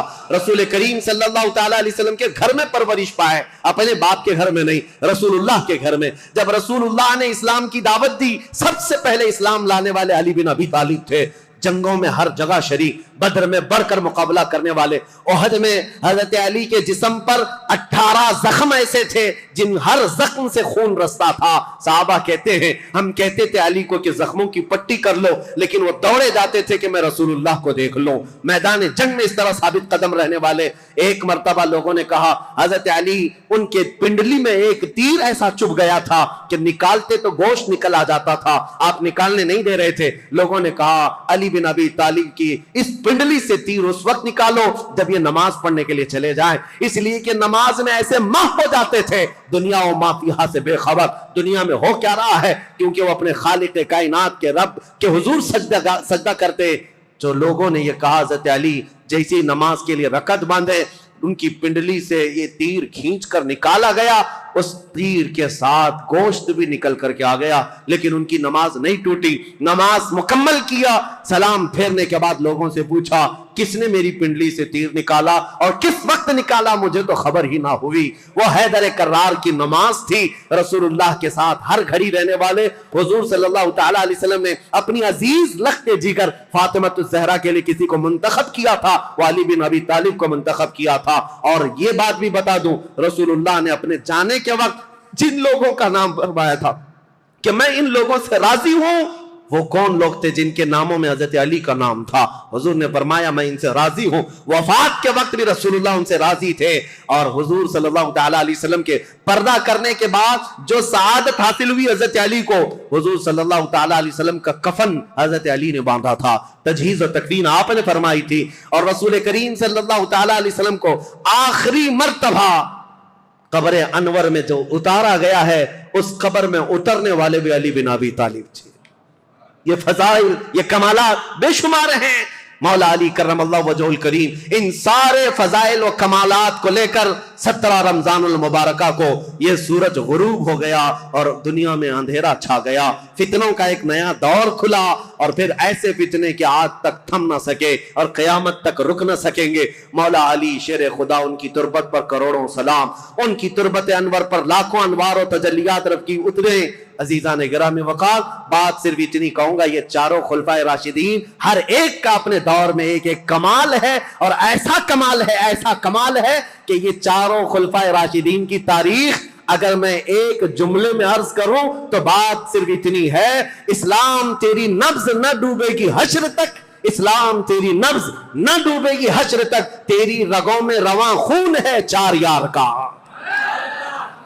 تیری رگوں میں رواں خون ہے چار یار کا۔ اسلام کی یہ سرسبز و شادابی جو آج دیکھتے ہیں، یہ رسول اللہ کے ان خلفائے راشدین کا خون ہے، ان کی محنتیں ہیں، ان کا کردار ہے، اور آج بھی دنیا یہ خلفاء کی مثال لانے سے عاجز ہے۔ بڑے بڑے بادشاہ آئے ہوں گے، لیڈر آئے ہوں گے، حکمران آئے ہوں گے، لیکن میرے مصطفیٰ کی یہ چار غلام کوئی لا کر کے دکھا دے، وہ کوئی دنیا اس طرح کے غلام لا نہ سکے گی۔ حیدر کرار جو ٹوٹی چٹائی پر بیٹھ کر لوح محفوظ کا مطالعہ کرتے ہوں، رسول اللہ صلی اللہ تعالی علیہ وسلم کے ان غلاموں کی تربت پر مولا کروڑوں رحمت نازل فرما۔ اخیر میں دعا ہے مولا تاریخ اسلام کی یہ سچائیاں پوری کائنات میں موجود ہر مسلمان نوجوان کے سینے میں جاگزیں فرما دے۔ اے اللہ، ہم تیرے دربار میں صدیق اکبر کی صداقت کا صدقہ مانگتے ہیں، فاروق اعظم کی عدالت کا حصہ مانگتے ہیں، عثمان غنی کی سخاوت کا جز مانگتے ہیں، مولا حیدر کرار کی شجاعت کا ٹکڑا مانگتے ہیں۔ مولا ان خلفائے راشدین کے کچھ حصے صدقے میں ہمیں عطا فرما، اور قیامت تک آنے والی ہماری نسلوں کو ان صحابہ کی غلامی میں زندگی عطا فرما۔ رسول اللہ صلی اللہ علیہ وسلم کے قدموں میں زندگی عطا کر اور ان کے جلوں میں موت عطا فرما۔ مولا جب قیامت کے دن اٹھائے تو بدکاروں کے ساتھ نہ ہو، مولا ہمارا حشر رسول اللہ کے ان صحابہ کے ساتھ عطا فرما۔ وآخر دعوانا الحمدللہ رب العالمین۔